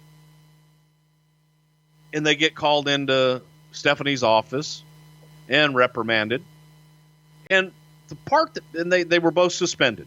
Okay. But the part that pissed me off more than anything was I was supposed to go home that day. And I was supposed to go home on like a 3:00 flight. And I was told I couldn't go home until Stephanie met with the team. So I had to catch a later flight to have Stephanie come into the room to tell us that Paul and Brian were going to be sent home for 3 weeks and that we were to have no contact with them. And in the all-time classic Michael Hayes line, to this day, the best, and this is partly where we get the doot from, Michael blurts out, "But he didn't do it. He did it," pointing at Heyman. "He started it, Stephanie. Doot. My goodness. And the whole room was like, it was like you were in 3rd grade. And he started the fight. So, yeah, they got to go home and they still got paid. I'm sure they still got paid. They got paid and got to go home and didn't have to do shit. October 26, 2002. This is the Rebellion pay-per-view. Lesnar and Paul Heyman defeat Edge in a handicap match to regain the undisputed title. Let's fast forward to Survivor Series 02. On this pay-per-view, we see Heyman turn on Lesnar and cost him the undisputed title and his first loss. He drops the belt to the Big Show here. Why was the decision made here to split up Paul and Brock, and how did they feel about it? Well, Paul felt good about it because he got to go with Big Show, and he kept all the attention on him. Paul was pushing for Big Show, and Vince was kind of iffy, but if anybody was going to beat Brock, then it had to be a 7-foot giant. Then we'll fast forward later on when we get to the Eddie Guerrero thing.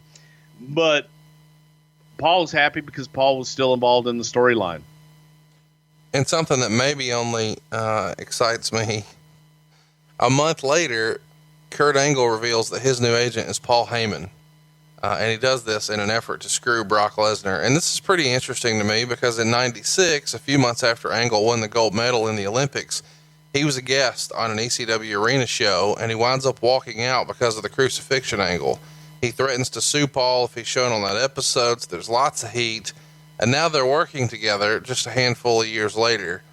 How did the Angle Heyman pairing come about? Again, opposites attract. So if you want to put Kurt Angle with the absolute most unlikely person on the roster, you put him with Paul Heyman. And it was a natural because you had the rivalry with Kurt and Brock both being amateur wrestlers and being able to just further that rivalry and have Heyman be a part of Angle's deal and help Angle get heat. In February of 2003, Paul is removed as the head writer of Smackdown. How does this decision come to be? Paul tells a story about him having some knockdown drag out with Vince on an airplane, but he bragged that he had a 5-year no-cut contract. Can you speak to anything about the fight on the airplane? Anything about the no-cut contract? Any of that? See, this is the thing about how these urban legends grow. Vince and Paul had fights on every airplane ride. Okay, they went at it. Paul went at it with Brian. Paul went at it with Kevin Dunn. Paul went at it with Vince. Paul went at it with Stephanie. On every airplane ride, there wasn't one that was worse than the other. You know, there was the incident where Paul offered Brian words. He goes, "I will allow you 3 punches. I just want 1. I'll give you 3 shots, sir. I just want 1." And things like that you just don't do in real life. So to say that there was one argument, man, Paul argued every chance he got. He and Vince were oil and water. And Paul just never knew when to quit. You would think it was over, and then you would get, "Allow me 1 more volley, sir." And there just had to be, whatever it was, at some point where Vince just was like, I'm done. No more. I'm done. I don't want to see him anymore. I don't want to hear him anymore. I don't want him on the plane anymore. I don't want him in the writers' meeting anymore. I'm done. As far as having a 5-year no-cut contract, I don't know of anybody that had a no-cut contract at any time. Okay. Is this around the same time that the phone call story happens, the conference call story? The conference call story happened during the suspension time, and Paul was the phone call story, folks. For those of you who don't know what the hell we're talking about, we would have conference calls over the weekend where you would dial into a number and then you had a code, you dial into the code, and everybody gets on a conference call. So when you get on the call, you had to announce your name. So it would say, Bruce has just joined the conference. Conrad has just joined the conference. Vince has just joined the conference. When you would drop off and you would hang up, it would tell you, Bruce has left the conference. Conrad has left the conference. So we're having a conference call on this Saturday. This is during the time that Paul was suspended from the company. And we used the same conference call number because it was only us that had that number. And we're in the middle of a creative meeting, and all of a sudden we hear a burp. Has left the conference. There was no name. So then it says, roll call. Who's here? Who was that? Who dropped off? Roll call. Everybody, I'm here, I'm here, I'm here, I'm here. Everyone was there. But someone had been on and had left the conference. The other thing about those conference calls is when you dial in, it logs your number, where you're calling from. The call came from a Scarsdale residence that was traced back to last name Heyman. It was his mom and dad's house. Correctamundo. That's amazing. And Paul denied it. Paul denied it for the longest time. And I just told recently that he was like, yeah, I was on. What did that sound like when he was denying it? I was not on the phone, sir. It was not me.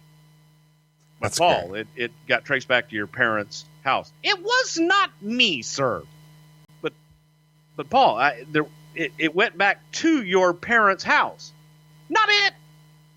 Well, let's talk about why Paul was removed. Stephanie has said that Paul wasn't effective on the writing team for whatever reason. And I find that hard to believe.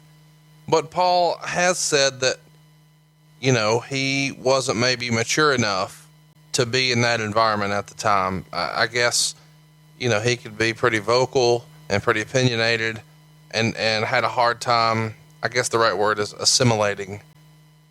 Can you speak to why you think he was removed and why Stephanie would go so far as to say he wasn't effective? Yeah, because Paul had everybody else doing the work for him. Paul would shoot out ideas and talk about, the big picture and then kind of pawn it off to Dave Lagana or Pants or whoever else was working under him at the time and have them come back with a show. And he would push it off so late. He didn't meet deadlines. He would be late for Vince meetings. It was a combination of things that Paul was almost begging to get off of the team and begging to just be a talent and not have to worry about writing the show from week to week, because writing the show from week to week also came with heat. The boys, if they weren't being used, they're coming back to you and they're saying, hey, why aren't you using me? Why aren't you doing this? So he wasn't being heralded as the genius and the savior at this time, and it just wasn't working. And the rest of the team members were starting to complain, and you could see through it. Stephanie saw through it. You mentioned Lagana and Pants. Have you already talked about Paul's disciples? Yes. And would you list them all? I mean, as being Pants and Lagana and Dominic? Yeah, those are the three main ones during his tenure that he had that he really tried to bring into the Heyman fold. Describe exactly what that means in your opinion. How did he get these guys on board? Was he just super complimentary to him? Is this kind of reliving the old ECW pre-pay-per-view speeches that we fans have heard about? A lot of it like that, yes. But you also have to remember that these guys were coming in as writers' assistants when they first came in. So their job was to do whatever, the writers needed them to do. So Paul would bring them in and, let's go to Chick-fil-A. And come with me. I will buy you a chicken sandwich. They made them feel a part of it and would ask them, tell me give me your idea. That is excellent. I am going to use that. You will get full credit, sir. And he was Paul. So, yeah, a lot of the speeches that you've seen on the different things, Paul could be very persuasive and a very charismatic guy. What would you say was Paul's biggest harm to himself? I mean, did he have one big flaw as the head writer? Was there one single thing, or was it just trying to delegate too much? Not knowing when to quit, not knowing when to tap out and be able to move on to the next thing. Accept a decision and move on. Like it or don't like it, just be able to accept it and move on and make it the best you can. If Paul didn't like an idea, he wouldn't work hard to make it successful. Big Show told the story that Paul Heyman encouraged him to come to a production meeting one time, and he goes in and he sees Paul Heyman constantly pressing the buttons of Vince McMahon, and Big Show thought that was just ridiculous, that he would continue to push it like that he thought he was taking it too far.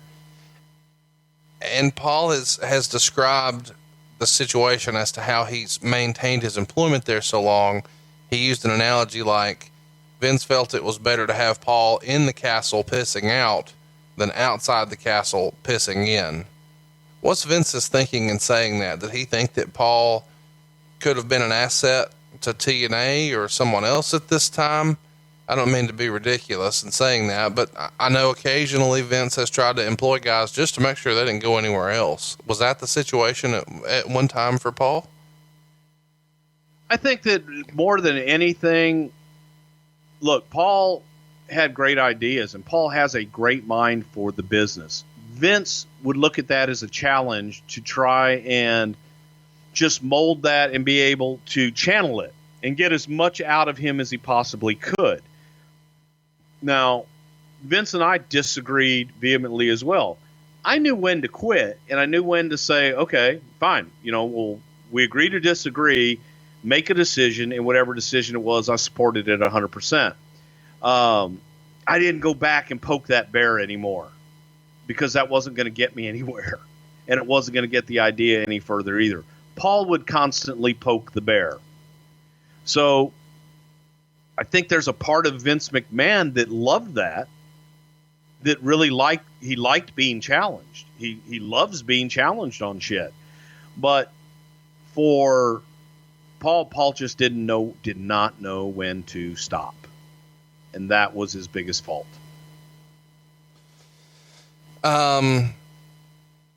Let's talk about March. This is the Smackdown where Lesnar beat Paul Heyman in a steel cage. Any memories of this? How did Paul feel having to get in a cage with Lesnar? Paul trusted Brock, and Paul would play everything up to the hilt, and all the way back to his boo-boo on his knee, that I am not a wrestler, sir, but I will do my duty. I will go out and perform my very best, even though I am not an athlete, sir. And if I get hurt, then it will be on your head, not my head, for going out and performing as I was duly asked. Kind of sums it up. This happens at a time when SmackDown is pretty routinely beating Raw in the ratings. Is this something that Paul handles with a lot of class and in stride, or is he jumping up and down, rubbing everybody's nose in it and pissing people off in the process? I think Paul would jump up and down and rub people's noses in things regardless. So it wasn't, I don't remember SmackDown, handily beating Raw in the ratings for really any length of time. And I go back to what it has been from day one. We all worked on everything together, and we all lived and died together on this stuff. It wasn't just one guy. It wasn't just Vince Russo writing the TV. It wasn't just Paul Heyman writing the TV. Let's briefly talk about the Smackdown 6, because this is one of the things that fans really like to look back and talk about. Can you explain to everybody what the Smackdown 6 was and why Paul Heyman gets so much credit for those guys? I didn't even know what the hell the Smackdown 6 was. Really? Until had no idea. I never heard it until a writer contacted me for a story about it. So I really had no idea what the hell he was talking about. But it was like Benoit and Eddie and Mysterio, Edge, Eddie and Chavo, Kurt Angle, and Chris Benoit. That's who most people describe as the Smackdown 6. And the idea being, they were kind of mid-card guys, but under, the tutelage of Paul Heyman, they not only become top guys, they actually topple Raw, which was the Giant at the time. Well, I think every one of those talent was talent that hadn't really been utilized up until that point, and it just happened to happen when Paul was, quote, the head writer of Raw during that time. But they were moved to SmackDown so that they could be featured and so that we could do something. Every one of them great stars, and I think that every one of them would have rose and shined no matter where they were and whose tutelage they were under. I don't know that Paul had any more effect on those 6 guys than anybody else did. By May 5th, 2003, Heyman is no longer attending television tapings. He's only critiquing the scripts of Raw and SmackDown and offering suggestions. Things must be pretty bad here for Paul to not even be at the TV tapings. Any memories of how it got to this point and him just winding up at home and kind of staying there? Vince didn't want to be around him. Vince didn't want to see him. Vince didn't want to hear him. Vince didn't want to be around him. So it was, you know what? Let's use his head, but I don't want to hear it. Let's get his feedback. Let's get his ideas and do what we're all doing anyway. And everybody else can contribute and pick and choose what they want, what's good. Let's keep what isn't good. We'll throw out. But he didn't want to deal with Paul in those meetings. Didn't want to deal with Paul at TV. Didn't want to deal with Paul pulling guys off to the side at TV and whispering in their ear and trying to stir things up. That was the way that he would handle it. Keep him at home. Paul was reportedly kept off of television due to a bad heart condition, which meant he couldn't take bumps. That comes to us from the Observer in August of 2003. Any memory of a Paul Heyman edict that he couldn't take bumps because of a heart condition? It feels like if that was bullshit, you'd say that before you're in a cage match with Brock Lesnar. Frankly, this is the first time I've ever heard of Paul Heyman having a heart condition ever. Okay. I do know that during that time that Paul had a equilibrium, was suffering. Oh man, what is it when you lean back and you get dizzy? Flair has it.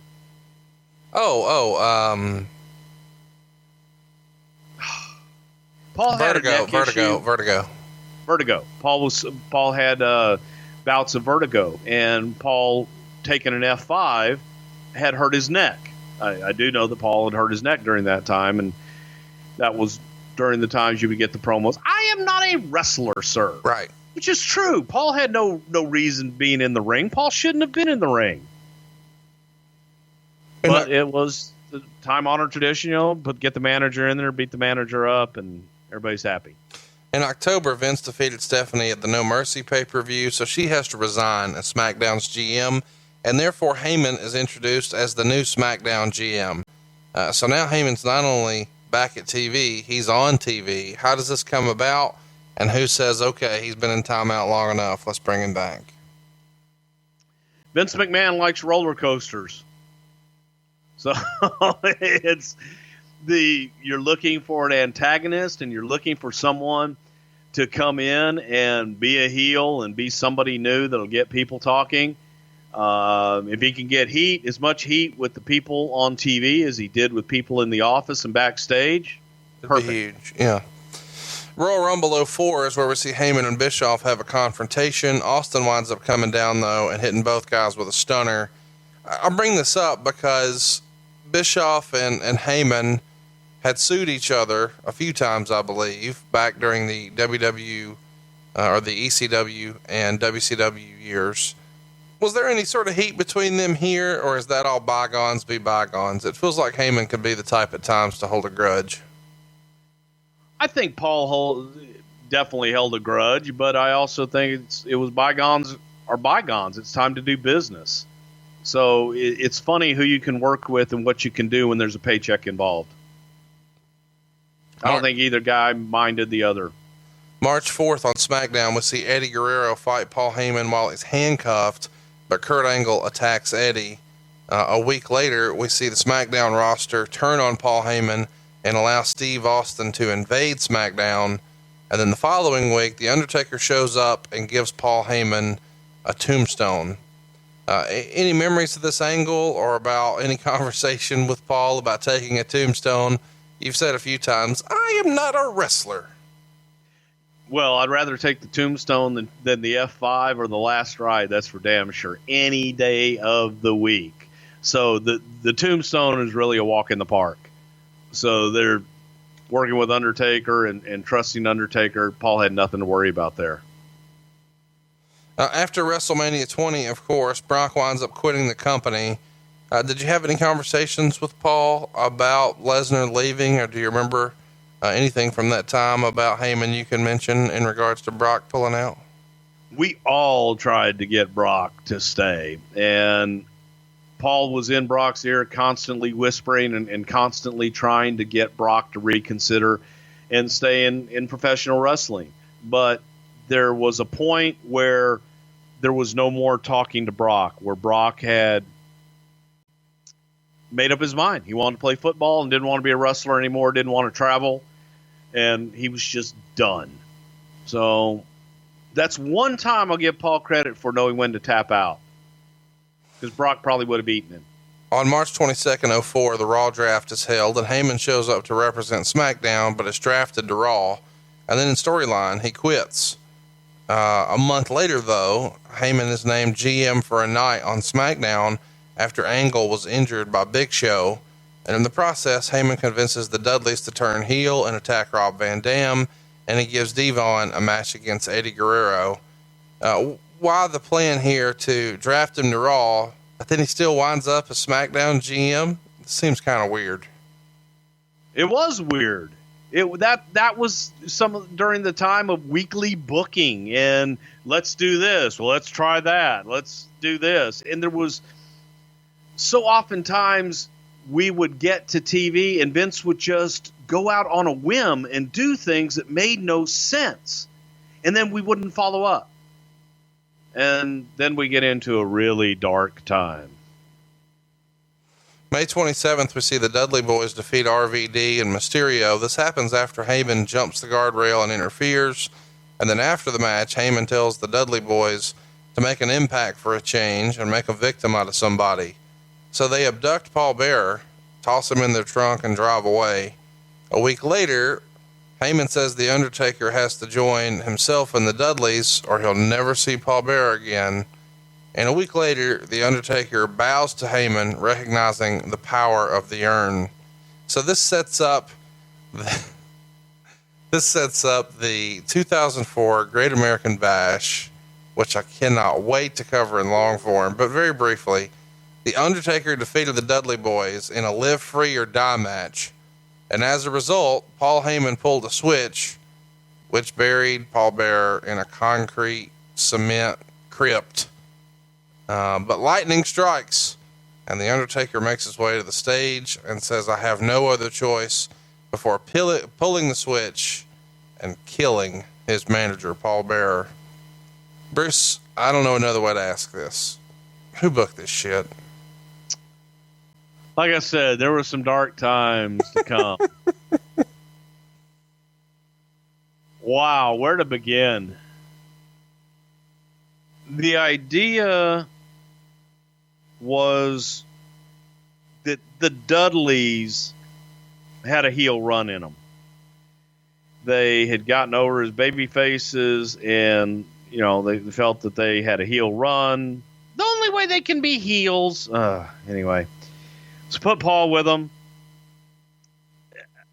I can't tell you how the hell this ended this way. I remember there was a guy named Dan Madigan who was obsessed with the macabre, and he was one of the big proponents. He wrote all the Mordecai stuff, and Dan actually had pitched this thing about, what if we bury Paul Bearer? And I remember he was just giddy talking about burying Paul Bearer. And somehow we get to this concrete crypt. It'll be great. I never got it. And even further, the idea behind it was if the Dudleys won, then Paul Bearer gets buried in a concrete crypt and is gone forever. If Undertaker wins, then Paul is set free and all's great with the world. But Vince had in his head that Paul Bearer was weighing Taker down, no pun intended, and that we had to get Paul away from Undertaker. So to make Undertaker stronger, he felt that Undertaker needed to beat both Dudleys, who, by the way, we had turned heel and done all this to make them a strong heel tag team. And now we're burying them in a singles match. So now we have Undertaker beat them both, and instead of setting his manager free, Undertaker pulls the lever to bury his manager in a concrete crypt. And nobody gets in Vince's ear and says this is a bad idea? We all did, and the more that we told him it was a bad idea, the more we were told that we did not understand the psychology behind how strong this was going to make Undertaker. If I would do this to him, imagine what I'll do to you. Just didn't make any sense then. It doesn't make any sense now when I say it. And you talk about a flat, dead finish on pay-per-view, live in the arena, all the above. It was horrible. It was horrible. And everything that we had been trying to do with the Dudleys and all that just went right down the concrete cement drain. Speaking of going down the drain, let's talk about Heidenreich. But first, let me ask about Taker. Taker worked with Heyman in WCW. Heyman was actually his manager when he was me and Mark Callis. How did Undertaker feel about working with Heyman here? Was he all cool? Did Undertaker enjoy working with Heyman, or was that not necessarily what he was into? Absolutely. Undertaker didn't have a problem working with Heyman professionally, and they were friendly. Heyman was actually in Undertaker's first wedding. How about that? Little tidbit of information. So they were friendly, and Undertaker never had a problem working with Heyman ever that I knew of. Hypothetically speaking, if Heyman was at the wedding reception and he was giving a toast to the Undertaker and Mrs. Undertaker, what might that sound like? Allow me, my good man, to toast my good, close, dear personal friend, Mr. Mean Mark, who will soon undergo a transformation in the WWF. And as you go, and I will hopefully one day be able to meet you again inside the squared circle, and perhaps at that time maybe you can bury your horrible manager inside of a concrete crypt while I watch with my two men in the ring as they die a horrible, disastrous death. Cheers! Thank you for that. August 26th on SmackDown, John Heidenreich and Paul Heyman debut on SmackDown together, and they attack announcer Josh Matthews, which everyone listening to this podcast would love to do. Why was the decision made to have Heyman put with Heidenreich? Who's a Heidenreich guy? Who's pushing for Heyman to be with him? Is it just hey, he's not the best promo, let's put Heyman with him, or is there more to it than that? That was always the case with most of the guys that Paul was with. They needed a mouthpiece, and they needed heat. And Paul was a great mouthpiece, and Paul knew how to get heat. Heidenreich was young and wanted someone with a little bit more experience that could also kind of guide him in everything, being out in the ring, being able to just help him out in all aspects. Because John was green, but he had a great look, and we thought that he had a pretty big upside. Out of curiosity, what's your favorite Heidenreich match? Yep, there's that one. Any good Heidenreich stories? I don't know when we'll talk about him again. I know a lot of people are fond of the time he raped Michael Cole in the booty hole. Anything else? The best Heidenreich story was probably the reports of a large, bleach blonde man in tidy whities in the parking lot with little black things under his eyes, hiding from the men that were trying to capture him with machine guns. Is this real life right now? That was real life. What kind of drugs was he on? No one ever found out. They got him to his room, and he woke up the next day with no recollection of what had happened. Yeah. If you had to take a guess, would you say cocaine's a hell of a drug? I don't know if Sounds like I don't LSD know. It was acid. more hallucinogenic, I think. I don't know that cocaine is that much of a hallucinogen. I think it was more of a hallucinogenic. It's a Chappelle Show reference, concert. I know, but I'm trying to be real here. Okay, it was acid. It was LSD. It was probably he ate something like some that mushrooms. that just made him freak out. Yeah, but cocaine's a hell of a drug. Thank you, Jesus. There's rumored innuendo that Paul joined the Raw writing team in September of 2004, but he's already gone by November. Any truth to that? No. Well, the rumored innuendo is that it's a Stephanie call, and I know that Stephanie personally probably didn't enjoy working with Paul. Do you have any fun little anecdotes you can share with us about Stephanie and Paul working together?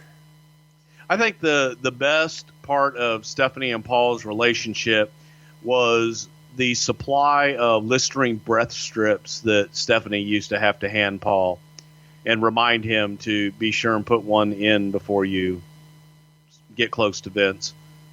Oh, that's real. Why would it not be real? I yes, don't know. It's real. Chat me up. How would Vince describe Paul Heyman? Can you do it in a word or two? Well, he actually had one word. Abrasive. That was it. And he told Paul that. You're just abrasive. November of 2004 is when the Rise and Fall of ECW DVD is released. To the best of your recollection, was that a disc that Paul was pushing for, or how did the interest in that come about? It feels like something Paul would have had a big hand in making or producing. Paul did have a big hand in it. The feedback was fan-based, and the folks that did the DVDs, folks that did the research, there was an outcry for nostalgia, and there was people that were interested in ECW.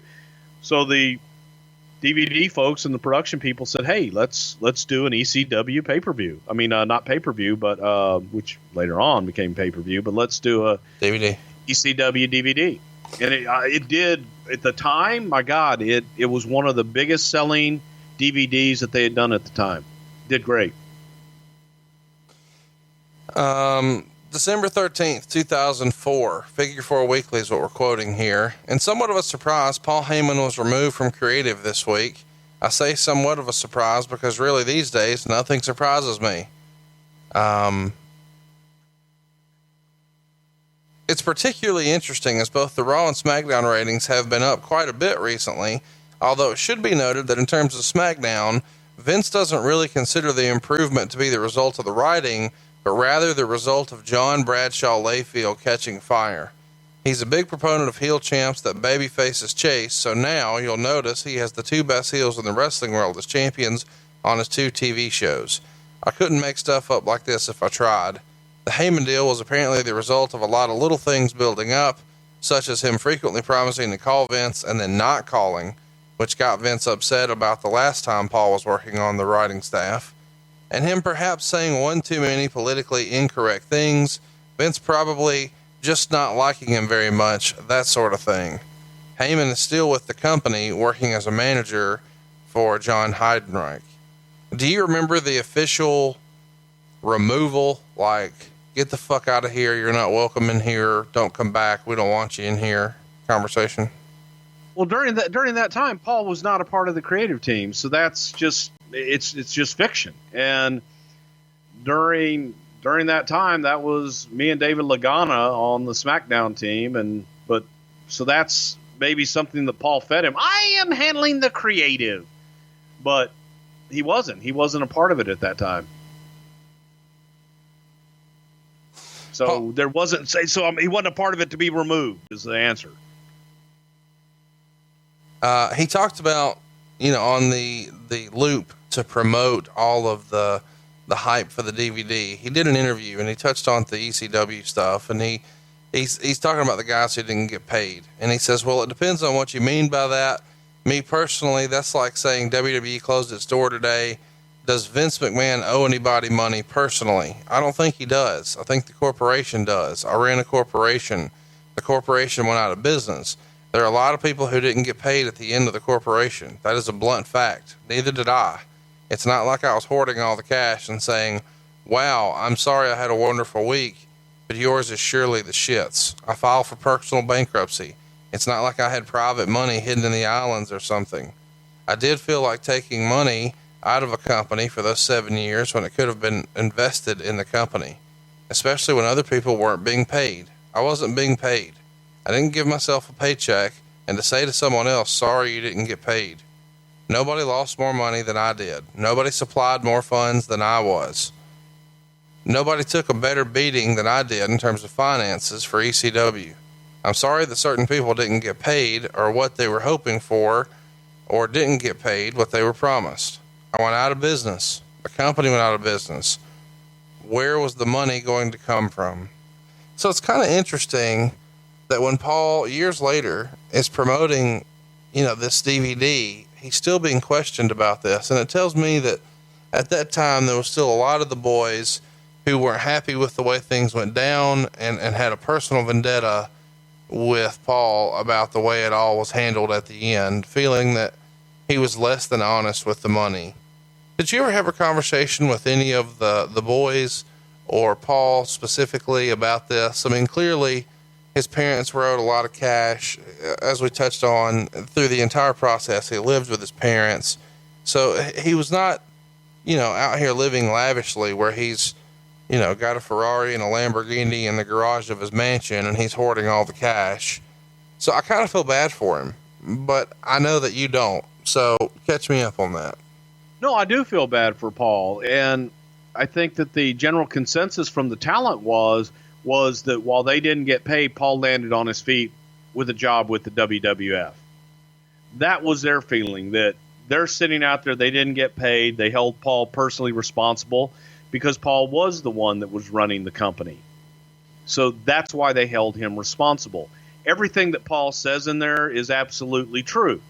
He was running a company, and whether or not he got paid, I don't know if he himself paid himself a check. I don't know if he did or not. If he says he didn't, take him for his word. But the consensus of the talent was okay, you closed the company, we didn't get paid, but you just went off to a job where you are getting a paycheck every 2 weeks.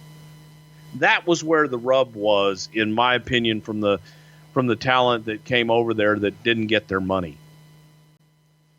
Well, in fairness, he got a lot of them work because they did that ECW One Night Stand in June of 2005 and, of course, would relaunch in 2006. We've covered a lot of that stuff in the archives already, but for the record, RVD is the guy who gets the credit for suggesting that pay-per-view, and apparently the Dudleys pushed very hard for it.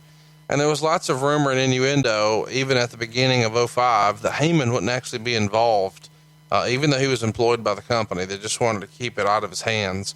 And they're kind of split at the time about who to use and who not to use. Vince allegedly wants to use a lot of the original names like Sandman. Stephanie's kind of against that and wants to look forward. Is that kind of the way you remember it? I do. And I also remember the whole reason that the ECW pay-per-view even came up was due to the success of the DVD. Right. There was buzz. It had done good business. So why not take it to pay-per-view? And Van Dam did push hard for it. Dudley's did push hard for it. But from my vantage point, I don't ever remember there being pushback or anybody saying we don't want to use Paul, because it was almost a given. How do you do an ECW one night stand without Paul? Let's talk about the January 6th, 05 SmackDown. Undertaker beat Heidenreich here, and Heidenreich was teaming with Paul Heyman, so it was 2-on-1. Heyman winds up inside of a casket. Did it take any convincing for Heyman to be in a casket, or is Heyman the type of guy who has a casket in his living room? He has one in the basement, actually. The basement's not finished, and neither is the casket, but he's used to being in a casket. In March, it's reported that Heyman was asked who all should be involved in the ECW pay-per-view, and allegedly Heyman spouts off all sorts of names, including guys that it's pretty well documented that he had grudges with. But allegedly Heyman was willing to put all of that aside in order to be as authentic as possible. Do you remember any conversations about specific ECW originals that Heyman was just not getting along with, and maybe still doesn't, but certainly didn't back then? All of them. No, Paul was definitely for doing an original ECW, and felt that if you're going to do it, then you've got to do it with Shane. You got to do it with Raven. You got to do it with Dreamer. You got to do it with Sandman and Sabu. You got to have originals. Now, we didn't get all of them, but Paul definitely, I don't remember for the first pay-per-view, because it was only supposed to be one. Right. You got to remember this. This was a one-off, one-time, last hurrah. Get it out of your system, let them see it, and then go away. So there was really no aversion to using anybody for this one at all. From anybody, for that matter. Everybody's name was on the table, and there wasn't like, this guy's not even in consideration. Everybody was in consideration. Hear more about One Night Stand and this pay-per-view on our WWE CW episode available in the archives. Let's skip forward. We talk about OVW as being the new stomping ground for Paul Heyman, and that comes about in middle of July of 05. And Heyman says in his documentary that a lot of people thought him being sent to OVW was a punishment, but he viewed it as a gift. Allegedly, he really likes to work with younger talent, and he was happy to just kind of be away from the machine a little bit. How do you think Paul did in OVW? Whose idea was it to send him there? Any memories of his time in OVW? It was Stephanie's decision to send Paul to OVW, and she felt, because Paul did work well with young talent. He had a good eye. And go back to one of Paul Heyman's guys. OVW makes me think of another one, which was Ken Anderson, was another one of Paul's guys. But Paul going to OVW was to complement Jim Cornette. So you got North and South. They're both the same person. You got hillbilly version and you got sophisticated version. Cornette was running OVW with Danny Davis, and we had our trainers down there. Paul would go down and help write the TV and help work with the talent and report back to the creative team and talent relations what talents were getting over, who looked good, who needed more work. Maybe somebody needed to go to Atlanta or someplace else. But the idea was to have Paul, who had a completely different way of approaching the business than Jim Cornette did, and we thought that the two would complement each other, and that was Stephanie's decision.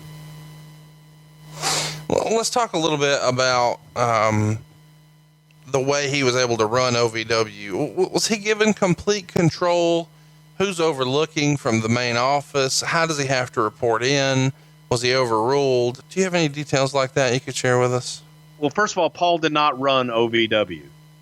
Okay, that was run by Danny Davis and Jim Cornette. Paul went down to do their TV, to help produce their TV and work with the talent. Spend a couple days down there when the guys were training, and he would consult with Cornette on the writing of the television. But Paul Heyman was not running OVW. He was simply down there as a consultant. He was down there to observe talent, work with talent, and report back to the main office.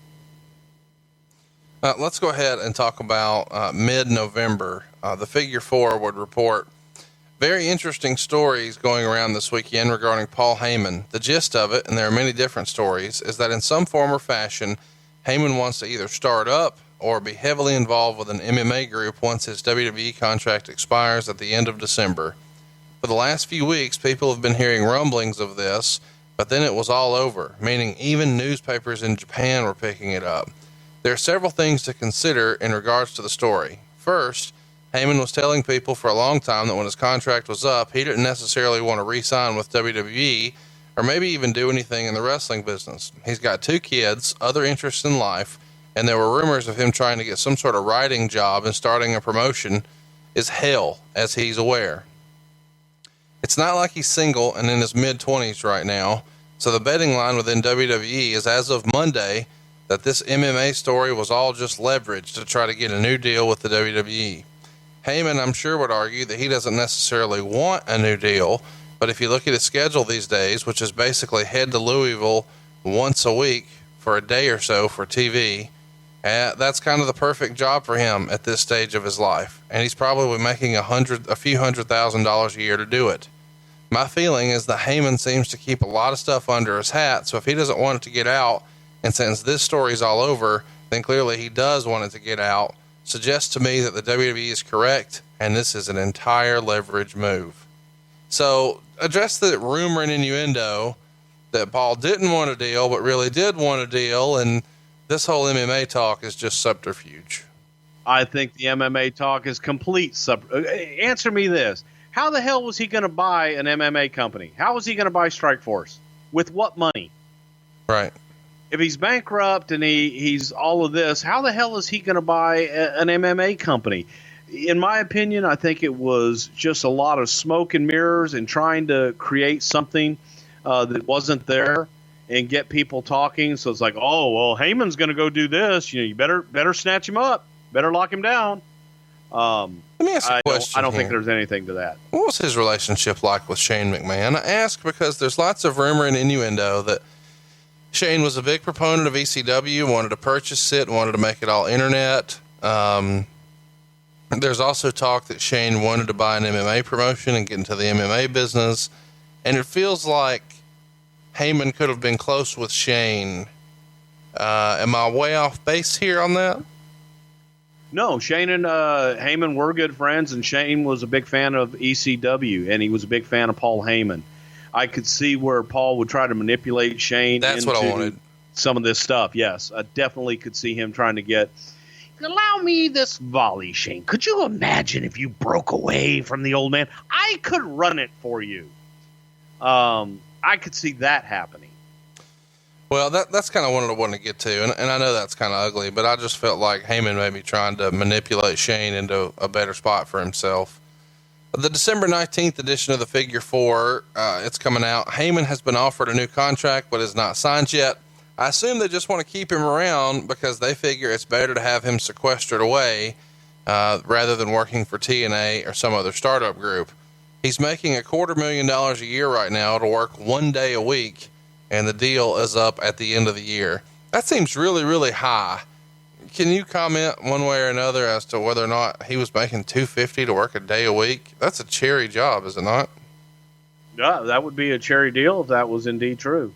You don't believe that? I don't believe that, but I don't know what he was making. Maybe he was. Maybe he made a great deal for himself, but I have no idea. I was not involved in the negotiations for Paul's contract. Did you have any sort of conversation with him about perhaps leaving? No, not that I remember. I remember Paul, it was almost as if, hey, just get your contract renewed and move on. But nothing in particular. That's why I chuckled when you were talking about the MMA stuff.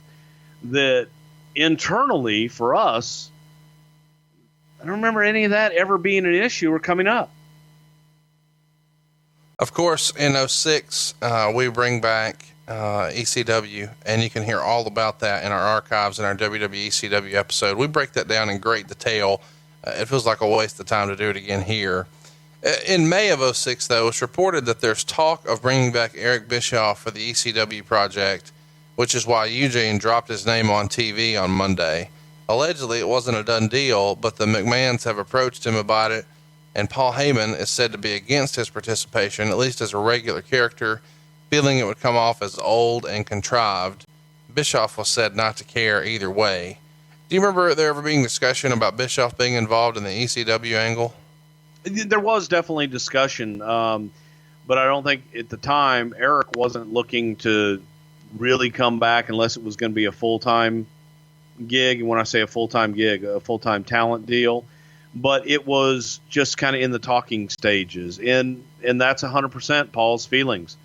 He did feel that bringing Eric in would have been old and kind of rehash. I can't say I disagree with that. One of the things that we briefly talked about, but we never really had before, was that ECW didn't originally have a TV deal, and they were supposed to be in the old Velocity time slot, but on the internet. And eventually, of course, they get the TV deal, so that doesn't happen. Hypothetically, had ECW happened on the internet, do you think the content and the way the ECW experiment went would have been different? No. Okay. I don't, because it still would have been under a WWF umbrella, and Vince wouldn't have allowed it. Well, you can hear all about the WWE ECW in our episode in the archives. It feels a little weird to end this episode that way, so we're not going to. We're going to run through some other memories, but we have covered that entire promotion in pretty great detail. And the way Heyman's exit all goes down. It's a fun listen if you haven't already, but I recommend everybody check it out. Can you briefly help us maybe recreate a line or two from that infamous meeting between Paul and Vince at the arena the day after December to Dismember in 06? I was only there for the start of it, and Vince and Paul were sitting at the head table, and there are a bunch of other tables, kind of facing the room. But I left because Paul had been the night before, the day before, which I was in.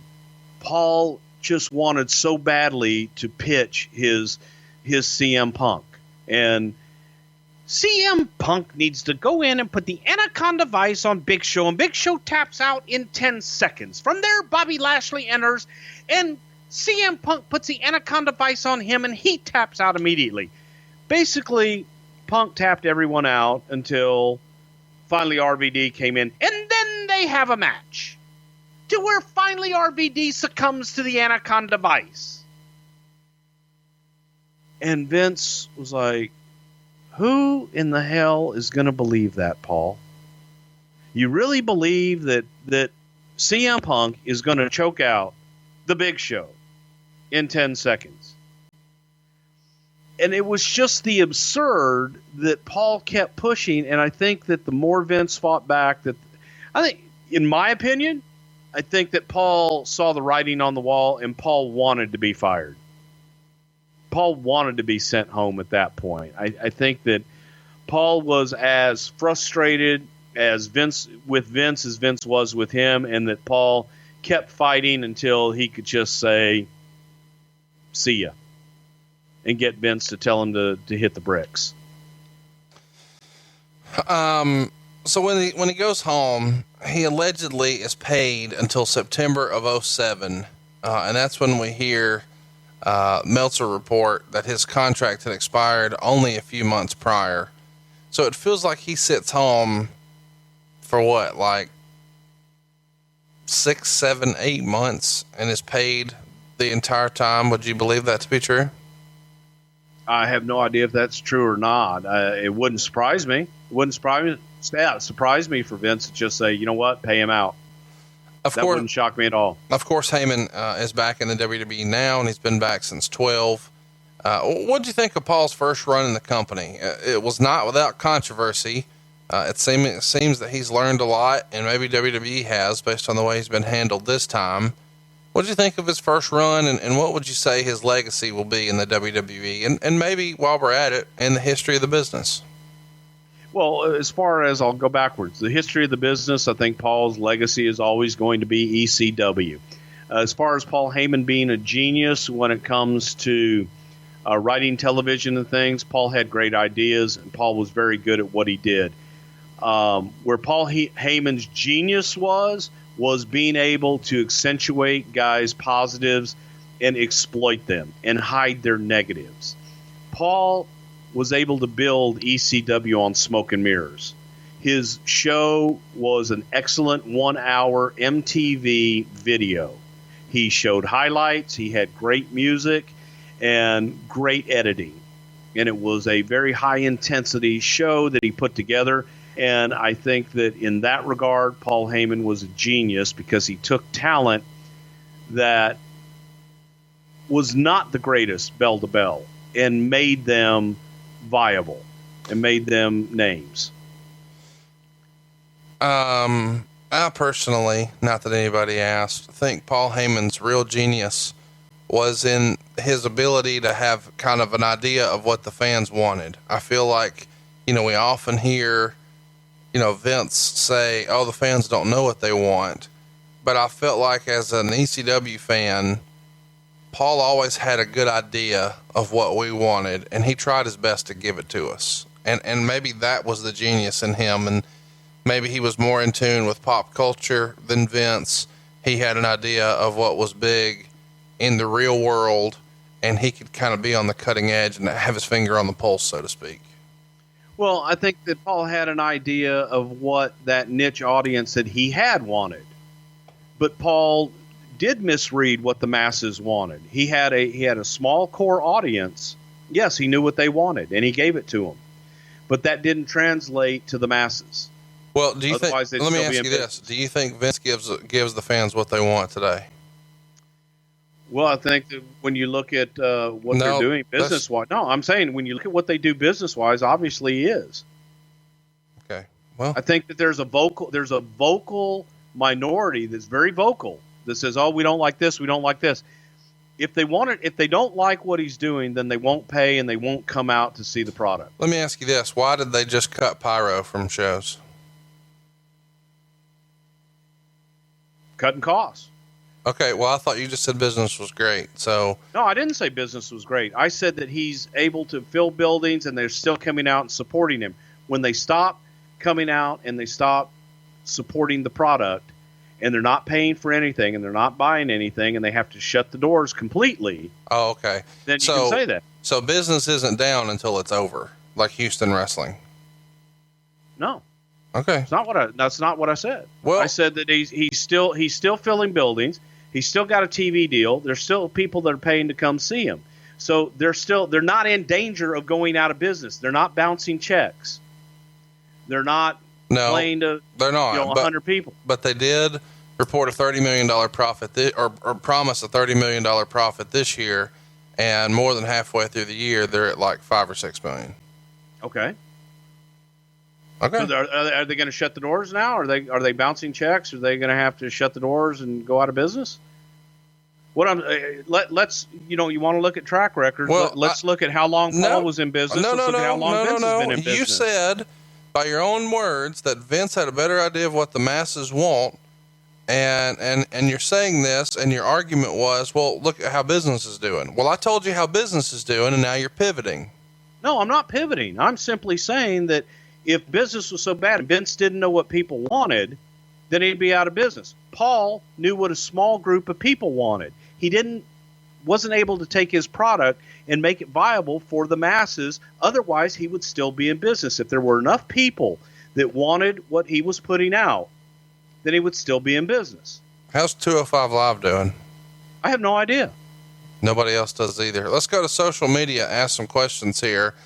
Aside from Punk, were there was anyone else that Heyman was high on and pushed for during his WWE tenure that rose to the top, despite their perceived look?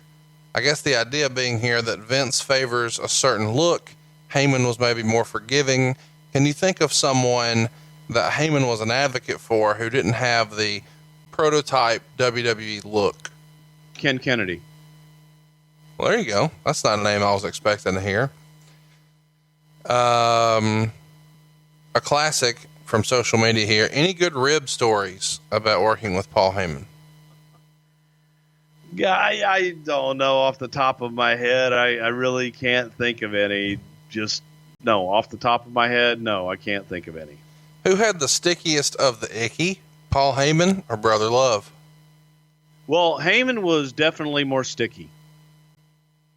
Icky. And icky. You know what he's talking about there?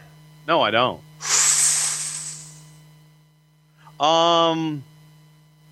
Mr. McMahon, Brother Love and I are going to go book the territory upstairs. I'm gonna, you know what? I will say this. Happy Heyman had a great hookup.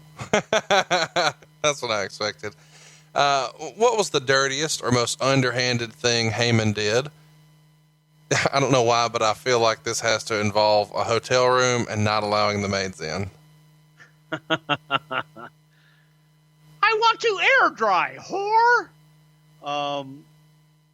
Yeah, that was kind of disgusting, man. It wasn't fond of a lot of hygiene sometimes, but you went to visit Heyman. You've told the story before that Heyman was a lot like Cornette in that he would check into a hotel room and he wouldn't let anybody into the hotel room. So don't bring me towels. Don't do the turn down service. Don't come clean the room. Just stay out. What would Jim Cornette's orders sound like to the wait staff at that time? I don't want him coming in my room, going through my shit. Thank you. Once you went into Heyman's room and you saw something on the floor, it was not exactly what Michael Hayes had on the floor in the 80s, but it may have looked like it. White powder. Yeah. It was like kind of powdery, sticky stuff all over the floor. But then upon further inspection and Paul coming out of the bathroom without a shirt on, it was actually the underarm deodorant that had kind of caked on and was flaking out all over the room. Ugh, God, man. I just got goosebumps thinking of that. Like icky chill. Was Paul more valuable behind the scenes or as an on-screen character? I think overall, Paul probably behind the scenes. Did Paul really say fuck you to Stephanie in a meeting as cited in the book Hardcore History? What kind of friction existed between Paul and Stephanie? I do not believe that Paul Heyman would ever say fuck you to Stephanie. Don't believe that. And I never heard him do that, and I don't believe that would ever happen. And if it did, then he would not be employed by the company right now. How would it sound if Paul was advocating for Brother Love to be introduced into the WWE Hall of Fame? Allow me this volley, sir. Brother Love is probably the most disgusting character ever to grace the television annals of the WWF. Other than me, he is the only manager that should be in the Hall of Fame, sir. His beautiful little pumpkin face. What was the most successful angle or storyline that you think can be attributed to Paul during his time in the WWE?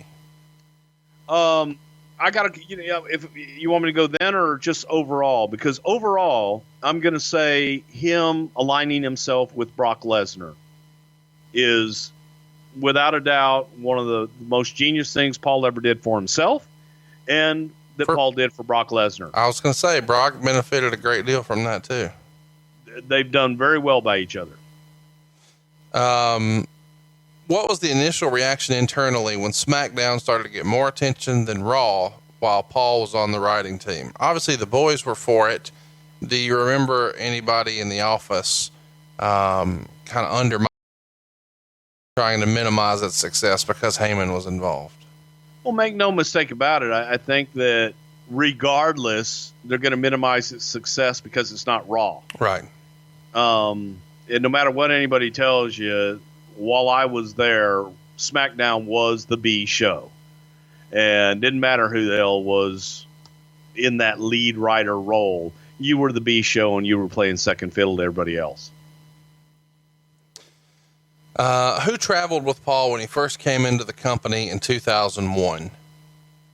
Paul traveled with us. Paul traveled with the creative team with Vince. So he was on the planes with us, and we all traveled together. So it was part of Vince, Stephanie, Kevin Dunn, me, Brian Gewirtz, Duke. Here's a funny one. Seriously, how awful was that ponytail? Man, you can't even begin to describe it. But Vince hated the ponytail. Vince hated the hat. He hated the skullet. When I looked one day, and actually I think I may have been with you, and noticed that Paul had cut off the ponytail. Yeah. Was just finally, thank God, man. It's not 1970 anymore. So I think it was one of the best things Paul did was kind of shave the top of his head and get rid of those few hairs that were up there and cut the ponytail off.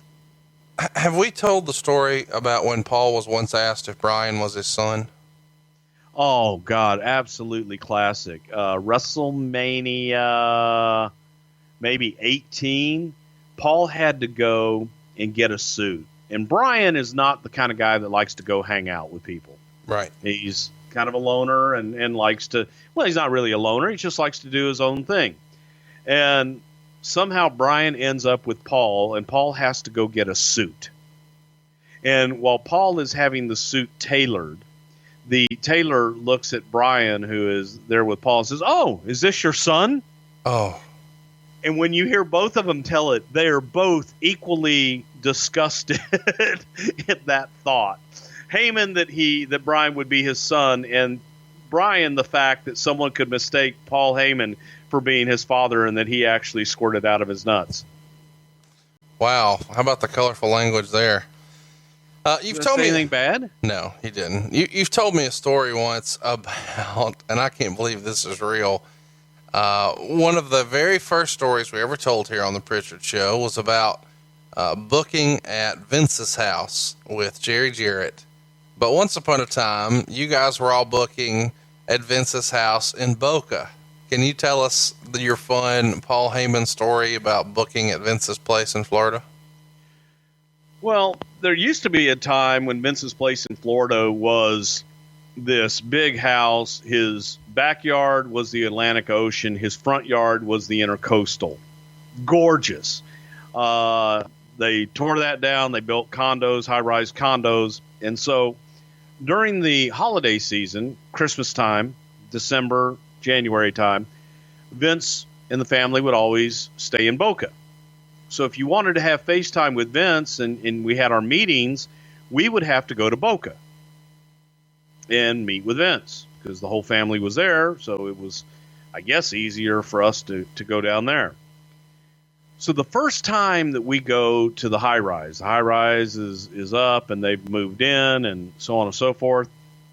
We all go up to the, he doesn't have the penthouse. He's got the one right below it. And we are in like the dining room area. And it comes lunchtime. How many of you dudes are in there? It was Brian, Michael, Paul, me, Lagana, maybe 8 of us. So pretty good size condo, not like a lot of people's beachfront condo. Yeah, well, no, we weren't staying there. We stayed like 20 minutes away at some embassy suites or something. Okay. No, we just went there to work. So the first day we go and we're in the house. It comes lunchtime, and Steph basically comes in and says, "Okay, guys, hey, let's break for lunch. There's some really nice restaurants down the street. Here's some money for lunch." Now, for those of us that have been around a while, anytime that you get a break from Vince and everything, and you can actually get out in a way, that's a plus. That's like 2 thumbs up, man. Well, and they gave us money for lunch. so we go downstairs, and Paul is cutting a promo about how. Help me understand before you keep going. Who's walking around handing out cash to you guys to go get sandwiches? Stephanie did. No, this wasn't sandwich cash either. No, this was like, hey man, go have a nice meal. So they gave you $100 each. Go to lunch type thing. That's awesome. And so we are downstairs and we're trying to decide where we're going to go. And they had suggested this really nice restaurant down the way.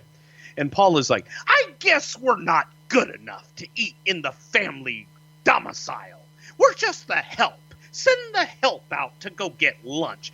Throw a few dollars their way and send them away to go get their own lunch while we dine on fine cuisine prepared by the chef and have a staff wait on us. Just go let the help go. And he's pissed. We're like, hey man, party on. We're like, we're going to this restaurant down here. So everybody except Paul and Dave Lagana, we go to this nice restaurant, little Italian place down the street, great food, little pricey, but we weren't paying for it. Paul and David go to Burger King and just pocket the rest of the money. Just classic Paul. And then later on, everybody's there and you help yourself to stuff in Vince's house, and he's got water and Diet Cokes and everything. And so Linda just makes a comment that, hey guys, there's this water dispensary over here. The water's ice cold. It's all filtered and good. So you don't have to, keep going in and get a bunch of bottles of water. There's cups here, big cups and everything, or just refill your water bottle, whatever you need. But it was faster, easier, better, whatever. And you're not having 50 water bottles all over the place. Well, Heyman took exception to that. I guess we're not good enough to drink their water. I will just bring my own water from now on. And so for the rest of the trip, Paul brought a big bottle of water, which normally he never would have drank. But because he was told that, and he wasn't told, don't drink our bottle of water. It was just, hey, there's this other water over here. Heyman was I will bring my own water. Thank you, ma'am.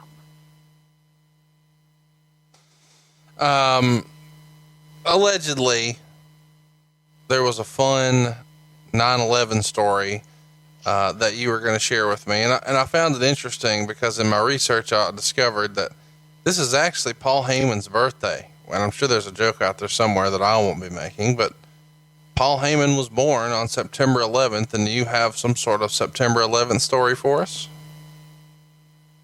September 11th, the infamous September 11th, we were in Houston, Texas, and we were going to be doing a Smackdown show. So I'm in my hotel room, and we would meet Vince very early in the morning in his room. And I'm in my room, and I'm watching the news, and Houston has a delayed feed, and I see that they're going live with the New York, and there's a plane that had flown into World Trade Center.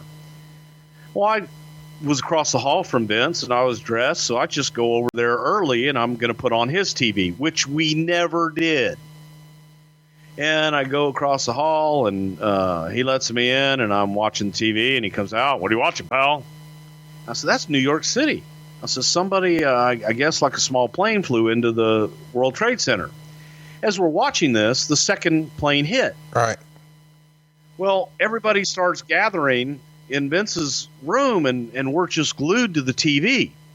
So the entire writing team and Vince, Steph, were just glued to this TV, like watching shit. Well, Heyman is in a corner of the suite, and he's on the phone with his father. And Paul is sitting there, and he's got the phone up to his ear, and he says, "There is another plane.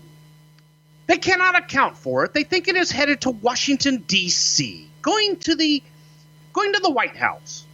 And we're like, "What?" Yes, definitely. Yes, there's. And like 30 seconds later, on the news, He's like, there appears to be another plane that is unaccounted for. It appears to be headed to the Washington, D.C. area. We are still trying to track it down and get more information on it.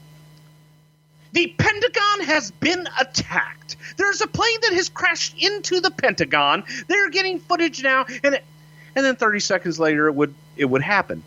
The funniest part about this whole thing is that up until today, one of the writers in the room thought that Paul's dad had like this secret contact that was feeding all this information to his dad, and then his dad was feeding it to Paul. When in reality, it was just a 30-second delay on the news feeds. They were watching the same thing we were, but they were in New York. They were getting it first. But Heyman sat in the corner giving us the news 30 seconds before we were getting it on TV, and it was just a kind of comical thing. Well, that was a fun Paul Heyman story, and this has been a fun Paul Heyman episode. And you get to shape next week's show. If you didn't like today's topic, well, you can blame one man. It's at AJ Kirsch on Twitter. He actually won our poll on Facebook. If you haven't already, go ahead and send AJ a tweet telling him how much you hate him for having Paul Heyman on the poll. And it won. And then vote in our next poll. It's facebook.com/something to wrestle. And we're keeping with our SummerSlam theme this week. Bruce, are you ready? Not really, but go for it. Poll topic number 1, SummerSlam 1996. On top, we've got Shawn Michaels working with Vader. Mankind and The Undertaker had a boiler room brawl. Jerry Lawler took on Jake Roberts. Mark Mero was in action against Goldust. Psycho Sid took on the British Bulldog. And the Smoking Guns worked with the Body Donnas, the New Rockers, and the Godwins. And then in our opening match after the free-for-all, it was Owen Hart and Savio Vega.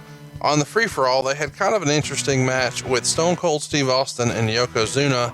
This is also where we saw Sonny in a very interesting bikini prior to the show. SummerSlam 96 is poll option number 1. What might we talk about here, Bruce? Oh my God! It's all going to boil down to the main event with Vader and Shawn Michaels, and everybody's speculation as to what was to be, what happened, and the plan beforehand, and then of course the plan after that match. And we touched upon some of it with Vader, but an interesting match, interesting topic. Poll topic number 2, another SummerSlam, this time 2001. On top, we've got The Rock working with Booker T. Kurt Angle is working with Stone Cold Steve Austin. Undertaker and Kane take on DDP and Chris Kanyon. Rob Van Dam takes on Jeff Hardy. Jericho's working with Rhino. X-Pac takes on Tajiri. Test and the Dudley Boys were in 6-man against Spike Dudley and the APA. And then Edge took on Lance Storm. What might we talk about if SummerSlam 01 wins the poll? Well, one of my favorite whole thing about this was Kane and Undertaker and DDP and Chris Kanyon. And again, talking about what was supposed to be and what actually could have been. But the Kurt Angle, Stone Cold whole alliance was some of the best stuff leading up to that I ever remember. And Booker T kind of coming into his own and being picked to be that guy for WCW, working with The Rock and the whole Whoopi Goldberg promos leading up. Good stuff. Our third poll topic, another SummerSlam, this one from 04. We've got Randy Orton in the main event against Chris Benoit. JBL will take on The Undertaker. Triple H is working with Eugene. Kurt Angle is wrestling Eddie Guerrero. We've got a triple threat match with Edge, Chris Jericho, and Batista. They're all battling for the Intercontinental title. John Cena is going to take on Booker T. Kane is wrestling Matt Hardy. And in a 6-man tag, we've got the Dudley Boys, and I mean all of them, Bubba Ray, Devon, and Spike, taking on Rey Mysterio, Billy Kidman, and Paul London. What might we talk about if SummerSlam 04 wins the poll? Well, the rise of JBL, of course. Now we'll get JBL into this, his match with The Undertaker, but so much of this also kind of just tells that story of the build of that character, John Bradshaw Layfield. And that was a great time. Also, of course, the whole development of Eugene, good stuff. And we didn't talk about him today, but Luther Reigns was with Kurt Angle in the whole Eddie Guerrero match. Eddie Guerrero and Kurt Angle, they had the fight kind of leading up to this backstage where Eddie tried to take the Olympic gold medalist down. Just nice, good stories, and the continuing rise of John Cena battling Booker T. So it was good stuff. It was an idea. It was a best-of-5 series with Booker and Cena. It had worked with Booker and Chris Benoit in WCW, and Booker suggested this here for Cena. And it's Randy Orton's first world title win. He becomes the youngest guy in history to win the world title. So kind of that a cool little story. Tidbit too, yeah. All right, here we are. Last but certainly not least, another SummerSlam, and this one is Bruce's last SummerSlam. 2008 is where we're going for this one. We've got a Hell in a Cell match on top with The Undertaker and Edge. We've also got one of the many Batista-John Cena matches. Triple H took on the Great Khali. There's something everybody's talking about. CM Punk took on John Bradshaw Layfield. Matt Hardy was working with Mark Henry. Tony Atlas was there for that, for the ECW World title. Glamorella, which is Santino and Beth Phoenix, they took on Kofi Kingston and Mickie James. We had MVP working with Jeff Hardy. And in the pre-show, we had Big Show taking on Bam Neely with Chavo Guerrero. What might we talk about if your last SummerSlam 08, wins the poll? Boy, the build-up of the Edge and Undertaker story was just such a great story. Edge with Vicky Guerrero before that. It was a great build-up. Undertaker basically kind of solidifying Edge is a major star in this, in my opinion. And I know Edge had done a lot before this, but to me, this was kind of Edge's peak in some ways. But it was a great match with him and Undertaker. And Triple H and the Great Khali. And we can just tell the story of Ranjin Singh leading up to this, and a little mishap with Michael Hayes that I won't get into, but I will if this wins the poll. That's for damn sure. And I totally forgot about Tony Atlas and Mark Henry here during the ECW days. Ouch. Just some fun stuff. And we'll talk about what Bradshaw wanted to do in the CM Punk match for the WWE Championship. So go have fun, kids. Vote in our poll right now. It's facebook.com/something to wrestle.